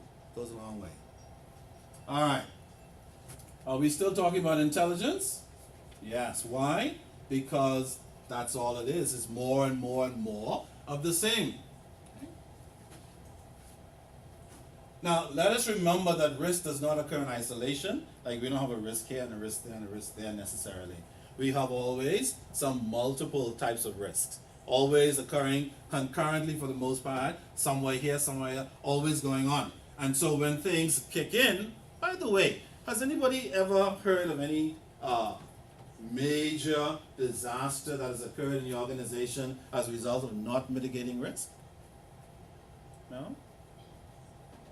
Like we had, we were subject to none of that stuff? No. Does anybody have any idea why you don't hear any of this? Does that mean it's not going on because you haven't heard it? Of course not. It is going on. The problem is, where do we keep the information? At the top. We don't send it down to say today, folks, the organization suffered $100 million in losses because we failed to blah, blah, blah. Folks don't send that down the line. Unless somebody blows the whistle. That's why some organizations love the whistleblower. That's why some regulators love the whistleblower. Because the whistleblower is that person who quietly sits with everyone. They may be at the top level, the middle level, or the lower level. Or they may be at all levels. How about that? And they design it that way. And that's why they reward whistleblowers to keep risk to a what? Minimum, hopefully. Hopefully that if people don't know who will blow the whistle on them, that they will what? Choose to do the right thing. That's the idea. Is it working? To some extent, but not necessarily. People are still taking risks anyway. Okay? Because probably there's no yet. Alright, so what else does risk do?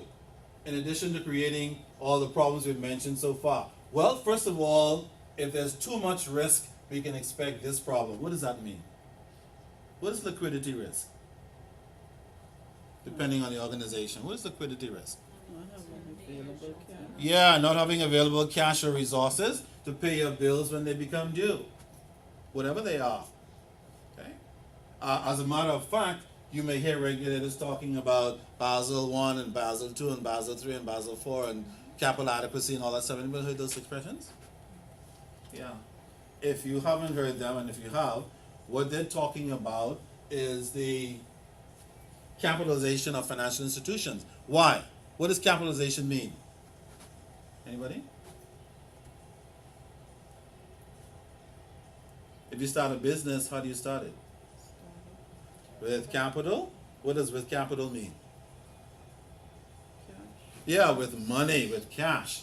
So if you're starting a sapodilla business and you find $5,000, then your business is capitalized with $5,000. So what we're saying nowadays with this capital adequacy thing is financial institutions need to have enough money tucked away so that they will not run into liquidity problems. Don't give so many loans that your cash flow what? Suffers. That when your investments and your bills come due, your commitments, your bond payments, whatever they might be, that you can't have the money to pay. Okay?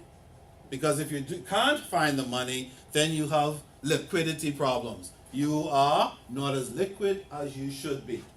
Happens to individuals as well. Okay? After we get paid, we have so many things to deal with. We only have $3.75 left until the next payday or something. That means we are illiquid. So when the next thing comes due, we're stuck. We have to borrow. And that's not necessarily the best position to be in. All right? So we're saying try to avoid this liquidity risk situation, because liquidity risk eventually means that organization will face many threats, and one of the greatest of all that we've seen in recent years is the threat of closure. Did Bahama run into liquidity issues? Or was that some other issue? What? Anybody knows what the risk was at Bahama? Bahama. Not really. Everything is sealed. When it's unsealed, will we find out what the risks were? Are? Maybe. Probably not. Probably not. Boy, there are multiple threats in those sealed packages. And we are slow to unseal them. And I can understand that because we don't know what's sitting in there that can create what? Significant risk going forward. My. All right. All I'm saying is, in our jobs, in our country, in our homes, wherever we are moving around, this issue of risk is ever present. Okay? And the more we talk about it in the firms, the more we talk about it in the environment, it is expected that that will help to mitigate. The problem is, we don't talk about it. See? We don't create a what? Common language. So that everybody can discuss it from the same level, understand it from the same basis, give feedback and all this stuff. We don't encourage people to get involved in the process. We don't do it. We don't tell people what the results are if we don't take these risk issues. We don't tell people that there's reward in keeping risk to men. We don't say anything. And so therefore, people are working every day in organizations, have no idea what the hell's going on. Interestingly enough, there are some persons, like for example, if you go to your organization tomorrow and say, I just had some more risk stuff last night, now I have questions. Will anybody be anxious to answer them for you? No. Yeah, she's absolutely right. They would see you as a threat. Yes, all of a sudden, you've created risk for yourself. Like, who the hell she thinks she is? One little course we pay for. Now she's questioning what we are doing with regards to risk and how to mitigate it. Who the hell approved this? Make sure that Wallace Whitfield does not get any more payments from her. I won't send them to they will question us. Sit the hell down, as she said. Sadly, that is true. My. So, how do we deal with the situation? Well, the best way to deal with the situation is to learn how to gather risk intelligence so that perhaps one day when the time comes and you are called upon or you get an opportunity to address it, that you will be in a position to speak intelligently about the preservation and the creation of value by protecting assets, by keeping risk to a minimum, by looking at all the issues that affect the organization on a large scale and so on. That's the best you can do, is to have information available, tucked away somewhere, like you're doing now, and hopefully somewhere in the future when you can get the opportunity or somebody gives you the opportunity. Or you have your own firm, how's that? Your own business, see? Because remember, some of you may not work for somebody for your whole lives. You might decide to leave and start your own something business. And so all of a sudden now, you don't need to consult.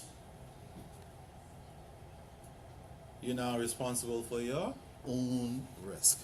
And so then you can go and dust off, blow off the folders. Let me see. How much of this I need to look at and what do I need to do? That's the beauty. Okay? Now you notice every time I click the button, there's a new thing that you should be doing with regards to mitigating risk. And that's basically, for a while, how it's going to be. We talked about so many concepts already, and still we're talking about more. Adopt a framework, a common language, clearly define stuff.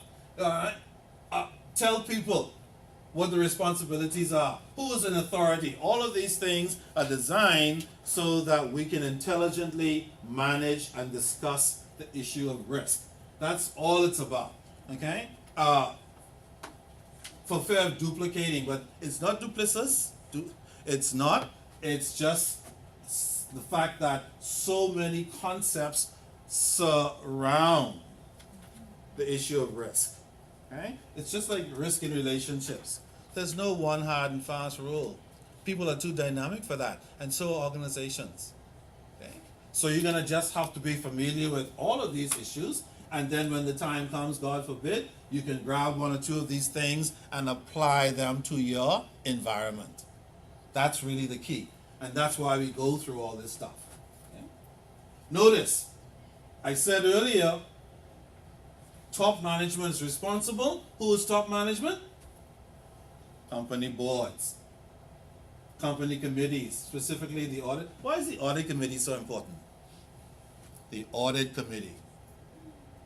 What do? They're independent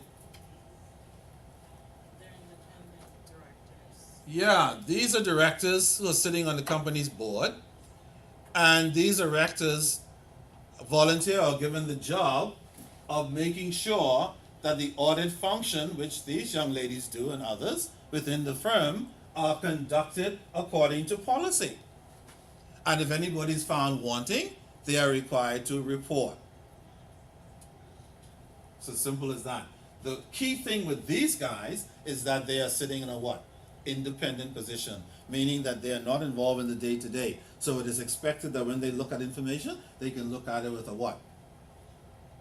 Independent eye, and not be influenced by any situation within the firm, hopefully. Okay? And so at the top levels, these people are expected to govern the issue of risk, to make it visible, to manage it, and to get it down to where it needs to go. Who does it go to from the board and the committees? Top management, CEOs and his people. Who should they send it to? Middle management. Who should they send it to? Lower level staff. That's how it should work.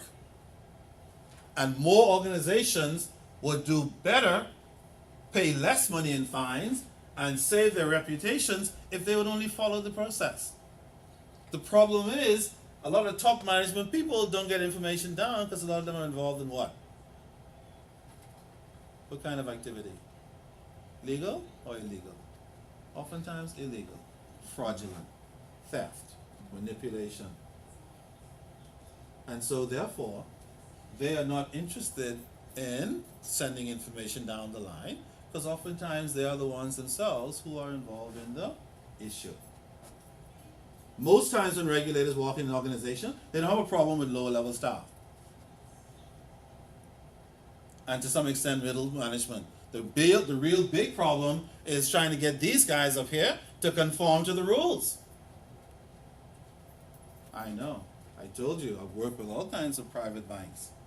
And I have had many wars. Because in some of these instances, I was at as high as second officer in the bank. And the compliance officer of the bank. And when I took my second officer hat off, put on a compliance hat, and say to the guy, we need to do it this way, because this is how it is required by the regulators. Some of them are not always happy with that explanation. I had a French Canadian boss once says, do you work for me or Stephen? What do you think my answer was? Well, that's a risky question. That's a loaded question, isn't it? I've had several top management people when I was a compliance officer in some of these organizations ask me, do you work for me or Steve? Steve being the regulators. What do you think my answer was? Was that a risky question? If I said Steve, what happened potentially? And you're going to have to go wait for Steve. Yeah? And Steve, them and unnecessarily hire me at 85. Sorry, man. He should say you went through good. Yeah. The point is, it's risky business even in that capacity. To answer my own question, what was my answer? My answer was I work for you and Steve. They didn't like that either. But that was the best answer I could give. And that didn't always help me either. I might as well tell you that I've lost 1 or 2 jobs trying to be a good flicking compliance officer. Trying to follow the rules, trying to mitigate risk, trying to help the organization to be compliant, and so on. Okay? My. And there's no fun for when you lose your job, like here's to pay you until you find another one. Because compliance officer is not yet protected. So there's risk in being a compliance officer still. I'm telling you, there's risk everywhere. Okay? Alright. My. Shouldn't be, but that's how it is. Alright? And so we go on again. It should come from the top. Everybody should be involved. The management process should be known to all. And then, these young ladies over here, assign internal audit to inform who? Governing bodies and executive management. Who are they? Who's the governing body of the firm? The board. Who's executive management? The CEO and his VPs and other P's and other Q's. Okay? So when these young ladies who are internal audit go out, they should be doing a risk assessment, as she said earlier, and she should be reporting that based on her internal review of the level of risk in this organization, that we are currently doing poorly. And here's why. But she has to be careful as she reports that too. Because that could get spooky. It shouldn't. She should be able to report it what? Independently. I'm independent. But like the compliance officer, she is independently something else. She still has to report it like a certain way. Should she report it a certain way or the only way? You can say what you found nicely. Like, yeah. Nobody interprets it that it's not nice that you only said it nicely. Yes, but you could. She's right. You can declare your findings nicely by saying, sirs, we've completed our review of the various risk areas associated with our organization, and we are pleased to reveal that while there are a few things that are been established and working well, there are a few others that require improvement, and they are as follows. Yeah. Exactly. That's one way to report. The other way you can report is, this organization is clearly in trouble. From an internal audit perspective, we are losing all perspective. And clearly, this is a governance issue. It's the same thing, but you run the risk of being fired for reporting the truth because of the way you report it. My. Welcome to risk. Do you see? It's all over the place. Even in your independent internal assessment. How about that? You have to find the correct way to report the information, lest you be misunderstood on purpose and run the risk. Risk again, everywhere we turn. All right, anything new here? Yes. All the organizational departments, everybody involved in the day-to-day, we said that everybody should be involved. That's really all that's saying. Okay. If some of the issues are centralized, meaning at the top, send it down the line. Okay? Get finance and IT involved. Why is it so important to get finance and IT involved in the risk process? Those two areas in particular. Finance and IT. Why are they so crucial in the risk-ish assessment area? They are, but they're also very effective tools in managing risk. Because IT can get information to whom? Everybody. And finance has what? The checkbook. So they can make sure that things are dealt with from a financial perspective, as opposed to not being dealt with. Okay? So these are the two key areas that management tends to use to help them with their risk management programs. Okay? And notice they're saying these two departments in particular can provide guidance to where? All the business units. That's you, your branch, your department, everything. Alright? Along with monitoring and reporting the effectiveness of risk management. So IT, remember that all staff bulletin? That's an IT function. So if you don't have that in your organization, you may not have that for a reason. They may not want you to have the ability to send an all points bulletin somewhere. Or maybe it was just an oversight. So in the next internal audit report, they'll have to say, further to my report last quarter, I wish to note that we do not have an all-staff connection where we can send information about the issues concerning risk and other matters to all staff at the same time so that we're all on the same page. So, can you report something like that? Yeah, I know. Yeah, she's right. Even when she's doing her report, she still has to think about what should I report to these people? How should I report it? And to what extent should I speak of it? Yeah, because how people are not the only villains. When Steve come poking around. Let's see that report. Yeah, let me see that one before first. Well, she's out on vacation. Well, does somebody else have a copy of the report?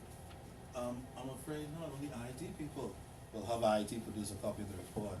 Well, IT is out on a 3-week sabbatical doing IT stuff. What do you do then, Stephen? You're getting all these excuses about this internal audit report that you want to see, so you can assess the level of risk in that organization. Yeah, he's going to write them up. Nobody in this organization could give me a copy of the doggone report. That's all right. Yeah. Yes, indeed. And they're going to say, okay, that's okay.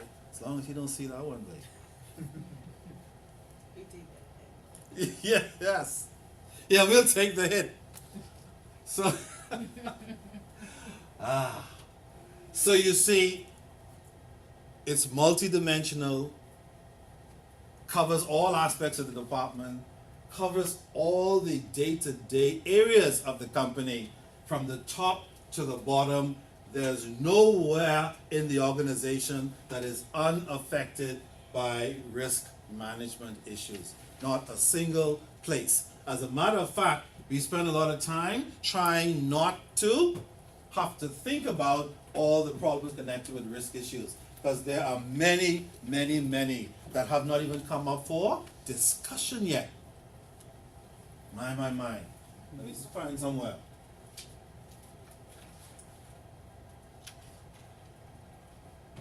Chandra at Deltec.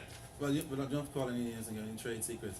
But do you hear discussions of risk issues often enough at all as you move around? I mean, as of recently, yes. Recently? Yeah. What do you think prompted it recently? Without giving any, we don't want I think just the approach of the bank, and their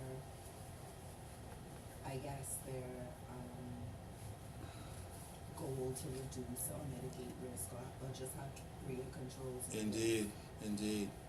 And since all that whistleblowing last year and all the fines last year with UBS and Credit Suisse and all the other big banks, even Credit Suisse is trying to do all kinds of stuff, they say.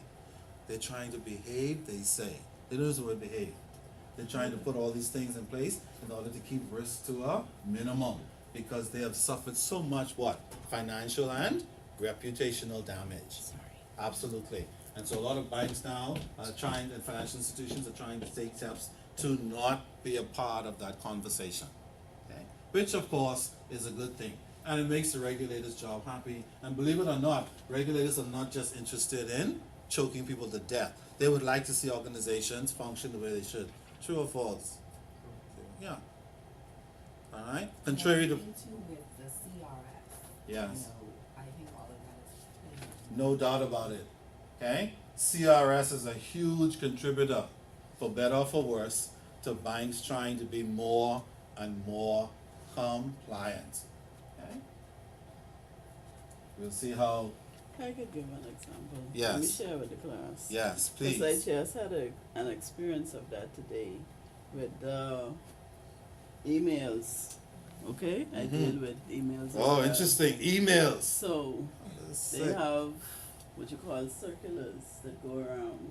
Okay? Mm-hmm. So it used to be manually sent. Now it's sent by email. So Mhm. everything comes across my desk. So I had a situation where, for some reason, there was an issue with my email since week before last. You mean your system? Right, not the Ah. system. I mean the internal system. Oh, yes. Right, not the physical system. Yes. So, Yeah. my immediate supervisor, who is in the country supposedly under IT but doesn't know anything about IT, I thought that was only something that's on Um, TV. That happens in real life? yes. I know. So, somebody has to be the devil's advocate. so he is like, you have to shut down your system, restart it, and whatever. So we've been doing this for days now. Even me know that. And what happened was they sent out one of those circulars stating that they were switching over from one system to another system as of Thursday. Yeah, it's past. But apparently he's so busy playing on his phone, he even ain't reading nothing would come in from head office. So I knew all along Yes. that they were switching over the system. So he goes and he says, he's gonna do whatever. So I go to lunch, I come back, he's like, I fix it. So that time I heard him on the phone calling somebody. He just said before I went to lunch, oh, no one is at the center because you know they're on different times. Of course. And all that. So I play stupid like I hear nothing. He on the phone talking to the person. He come back, oh, I fix it. So I say, is it because, You took Of the risk of whatever. leaving, okay? right? Okay. So is it because of what? He can't explain nothing because he don't know nothing but IT. So I was like, yeah. So I was like, okay.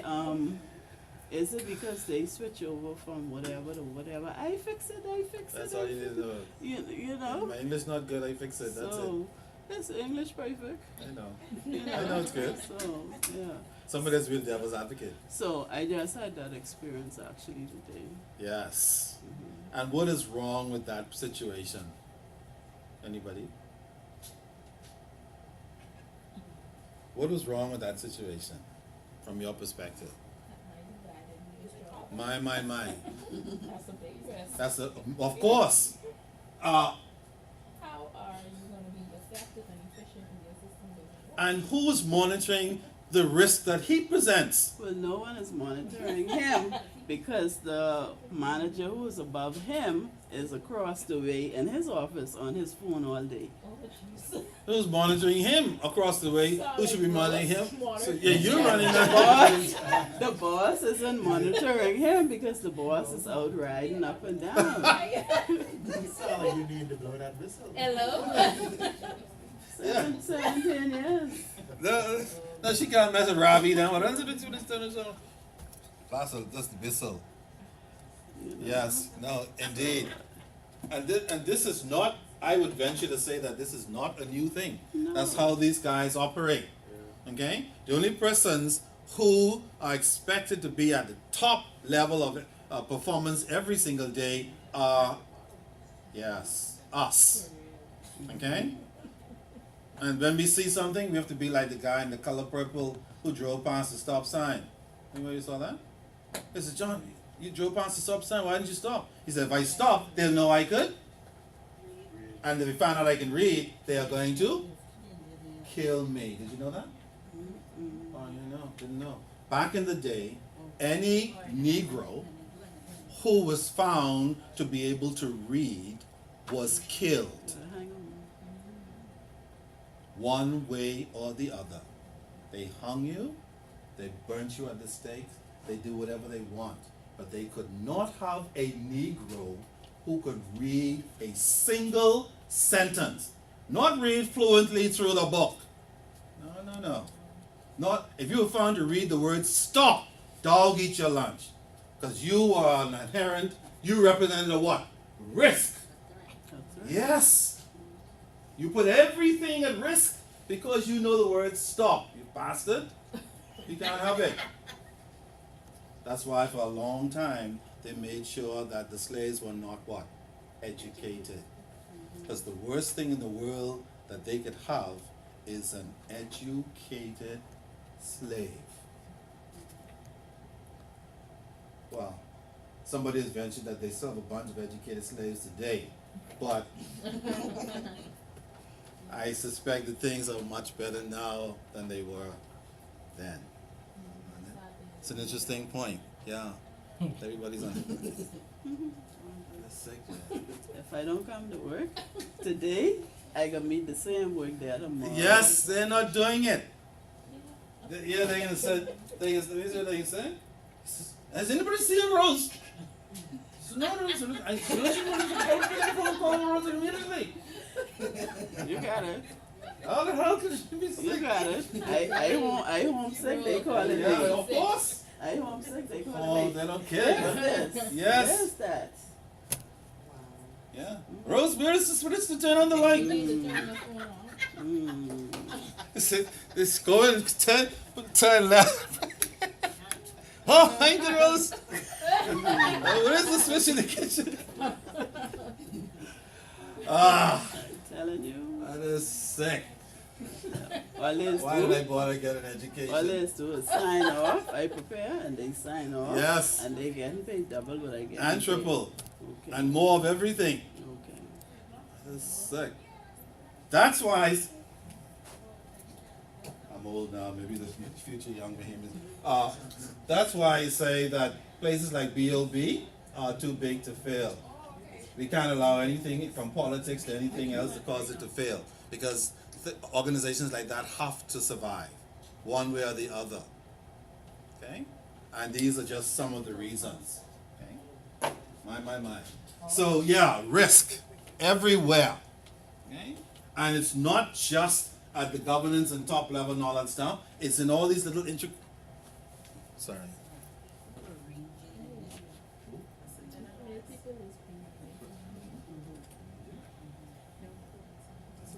There's no, another lady said, Is that?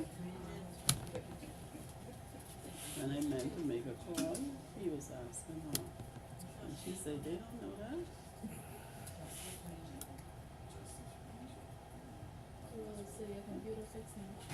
Yeah. Does anybody have an alias called Justice Ranger? No? Okay. Somebody was looking for a Justice Ranger. I was making sure that that was not anybody's alias. That's me. Alright. My. Alright, so who's responsible for this risk intelligence? We already know. Okay? It comes from the top. Notice sometimes we have a little overlapping. The reason for the overlapping is for emphasis. Why do we need emphasis? The same reason why the central bank does inspections every year, every other year. They come and do the same thing. Same reason why internal audit people keep showing up. Internal audit people again. Why? Because they have to make every effort to keep this risk, whatever it might be, however much is not discussed or whatever, controlled. Okay, so we're back to the same thing. These are the guys responsible. These are the guys who need to make sure that the infrastructure is in place, to make sure that the internal audit people are working, the committees are working, the staff is working, everybody's working to try to keep risk controlled. That's all we're doing every day. And still, organizations are being fined. Okay? We need to take ownership of the risk. The reason why staff down the line don't take ownership is because nobody tells them anything. Nobody gets them involved, sadly. But if folks would get everybody involved, then people will start taking ownership. And once people start taking ownership, things start to work better. People even start taking less risks that they may have been taking before. Now because they're part of the process. But as long as you keep people isolated, they're not identifying, monitoring, measuring, nothing. Or they'll only do what is necessary to keep their jobs. My. Again, this ownership has to come from the executive. There must be mandates, and these mandates should be in writing. People should have them in their manuals. The manuals should be discussed at staff meetings. From time to time, the risk management department should send out little information to the firm, see? All staff information about little blogs, for example, little bits of information, tidbits about the risk associated with the firm and what things you'll be talking about, what happened at the board level, and tell people we love you, keep on trucking with the risk issues. Let us know if you have any issues, if you see anything happening that we need to fix. If you give us something that actually works, we'll give you $1,000. And then do it. Man, you see all kinds of stuff coming in. That's sick. Interestingly enough. All right. So this little diamond, this little pyramid, can anybody see that? No. And neither can I. Kiss my foot. Board of Directors, Executive Management, Can somebody read that? Business Unit. Yeah, what's at the bottom? Business Units and Supporting Functions. Okay, so the business units and supporting function are the people down the line. Notice they are sitting at the very broad base. What does that suggest to you? That they're holding everything together. Folks like this young lady here who has to do all the work and they just sign, those are the persons who keep everything to go together for many organizations, believe it or not. Okay? And then in the middle, who do we have? The executive management people, who are the guys on the phone having fun, traveling around and having a ball, while everybody down here is busy under threat that their jobs are at risk. How about that? Just keep working. Oh, yeah. Anyone ever saw a Roman slave ship? Those guys who are rowing? If you miss a row, that's key. And so while we're down here rowing, this gang is here. They should be doing certain things, they're not always doing it. And then who's at the top? The board. Who should really, as we said, be sending stuff down the line for the betterment of all. Does it happen in principle? Sometimes. Is it enough? Never. Sadly. Can you object? Yes. Should you object? Yes. Just know, if you didn't know before tonight, that there is serious inherent risk in taking that move. Be careful. If you have to object, speak with one of the internal auditors so they can advise you on how to do it. How to object politely. So that you don't run the risk of running the risk of the risk. Should it be that way? No. But that's the way it is. Alright? For sure. Alright, so what are the levels then in terms of those of us who reach a certain level of understanding with this risk issue? Well, once we start to understand that risk is everywhere, then we can start playing around with the little bits and pieces. Like, for example, that we have different types of risk out there in our organization. In this case, we say that it's considered to be ad hoc. What does ad hoc mean? Anybody? Yeah, there's no absolutely. There's no schedule. Okay? We're driving and say, want to stick this guy in short? Let me pull in the Jens Johnson. That's ad hoc. So that's serious ad hoc. While the plane is almost out of fuel, we should have fuel before we left. We need to land at the nearest. What is that? She said, whatever it is. I know that's too serious to be thinking even about it ad hoc. Okay? My. But that's kind of how some organizations run. Okay? They don't pay any insurance until the insurance company says it's overdue. So how much? A month now? 3 months, 6 months? What the flick? Then they call the counties right saying, hurry up and check before we burn down. Or whatever it is. Okay? That's ad hoc. Then we have this fragmented risk activity. What do you think fragmented means? Kind of ad hoc, kind of planned a little bit, but still rickety. Okay? Yes, we're paying it. Who's in charge? We don't know. Anybody is in charge of it. That's fragmentation. There's no person or area that is responsible. You walk into some organizations, who's in charge of HR? The operations guy. You go to the operations guy, are you in charge of HR? No. Then who's in charge? Claims? And so you have this kind of stuff with regards to risk management as well. Oftentimes organizations have, it's so fragmented that they don't have anybody or any groups who are responsible for managing risk strategy, monitoring, and getting things done. Seems like no structure. No structure. Okay? It's a little bit better than ad hoc, but it's not enough. It is certainly not at the structural level that we would like it to be. All right. Now, when we talk about top down, we're talking about a little more structure. It's not ad hoc. It's not fragmented. We have some kind of system in place where everything is coming from the top. Who's the top? Yeah, that same diamond we saw at the top, where they send out all the information, all the action plans, all the directions, and they tell everybody what to do. Do they solicit your involvement? No. You take it, if you understand it, fine. If you don't, shut up. We understand it. And so what do people do? Thank you very much. Okay. So yeah, top down is a little more structural, but because it's only top down, communication is terrible. Senior management does not get involved with people down the line, and so there's always a problem with well set plans from the top. No matter how we structure, no matter how well it's done, because it's only top down, communication suffers, strategies suffer, implementation suffer, all this great stuff that is sent down the line, sadly. Okay. I do consulting work sometimes. I go into small organizations and I say some of these things. I like, do you have a risk management program? They say, what's that? I said, do you have a succession plan for this company? And I said, what's that? No, we're fine. We don't need a succession plan. I said, yeah, but the father is 73 now and you are 68. Who's going to take over when stuff starts to happen? When you start to get sick, break something, get tired of getting up and coming to work. Nobody has considered that at all. I said, do you know what the risks are involved in not considering it? Well, no, we're fine.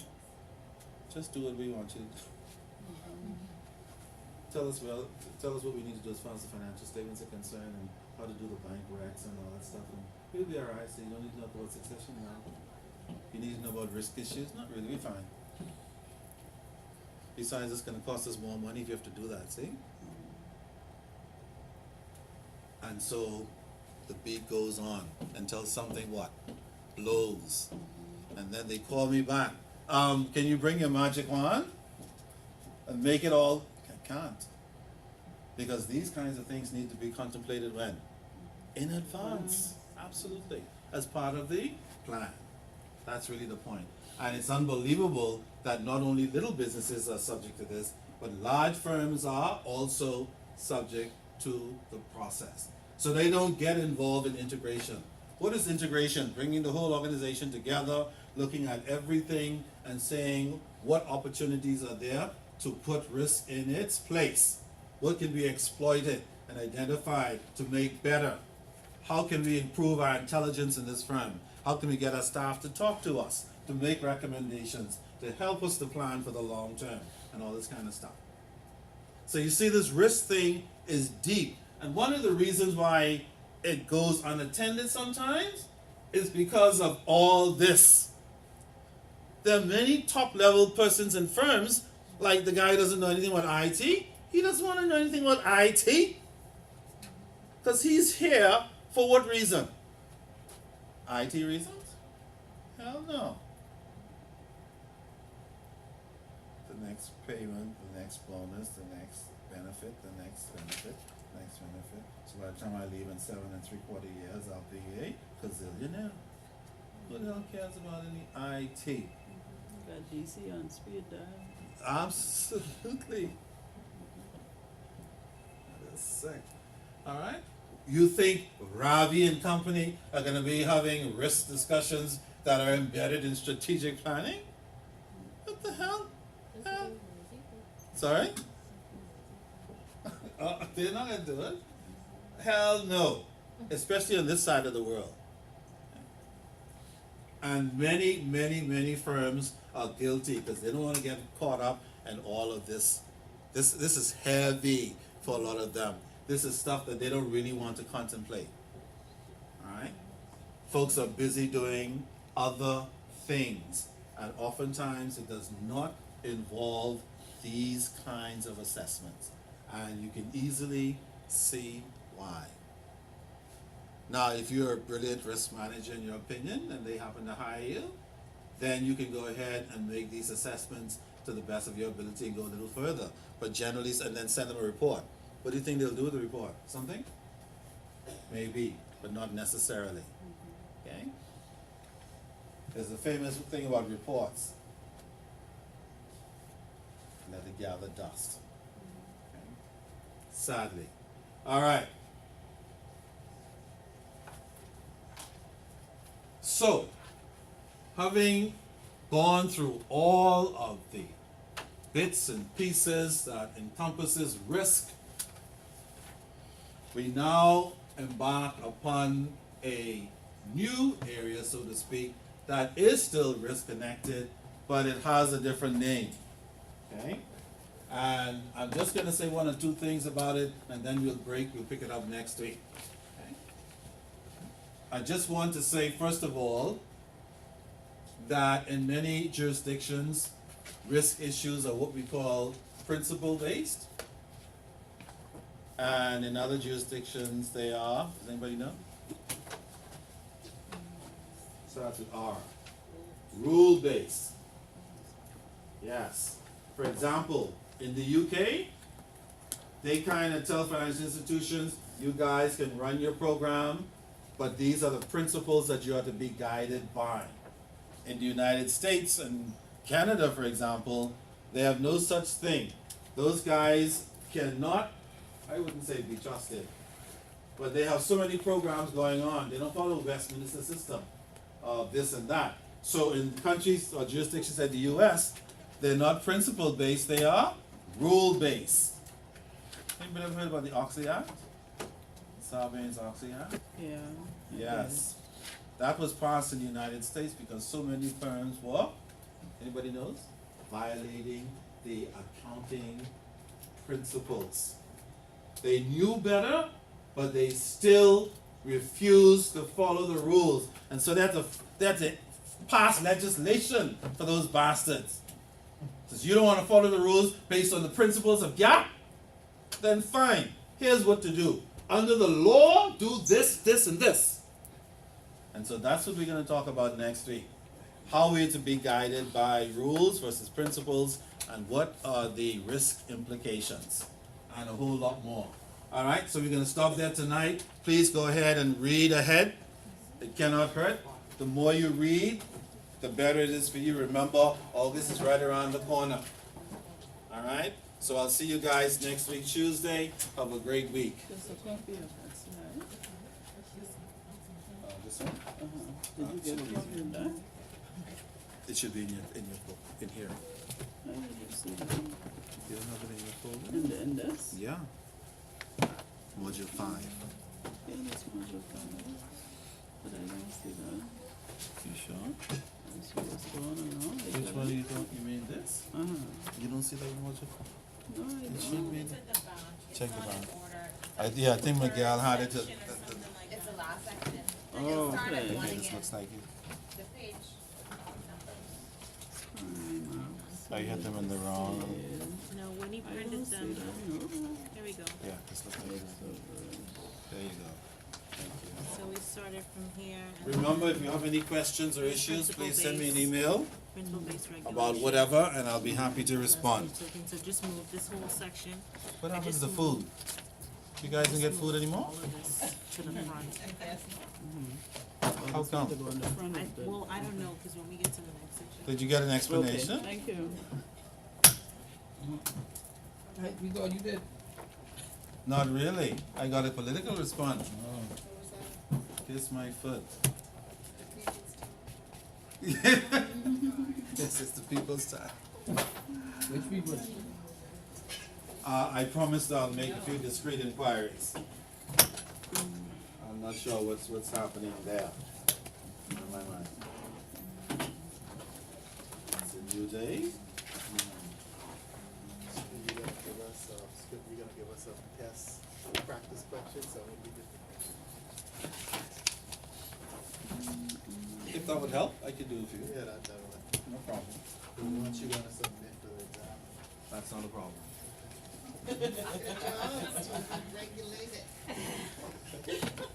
Yeah. Get that.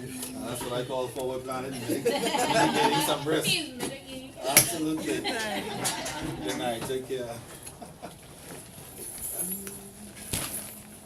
Yeah, well in advance. That's those bloody regulators.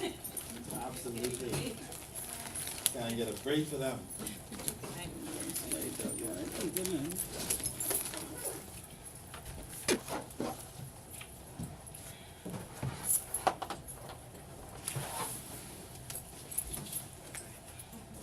Take care.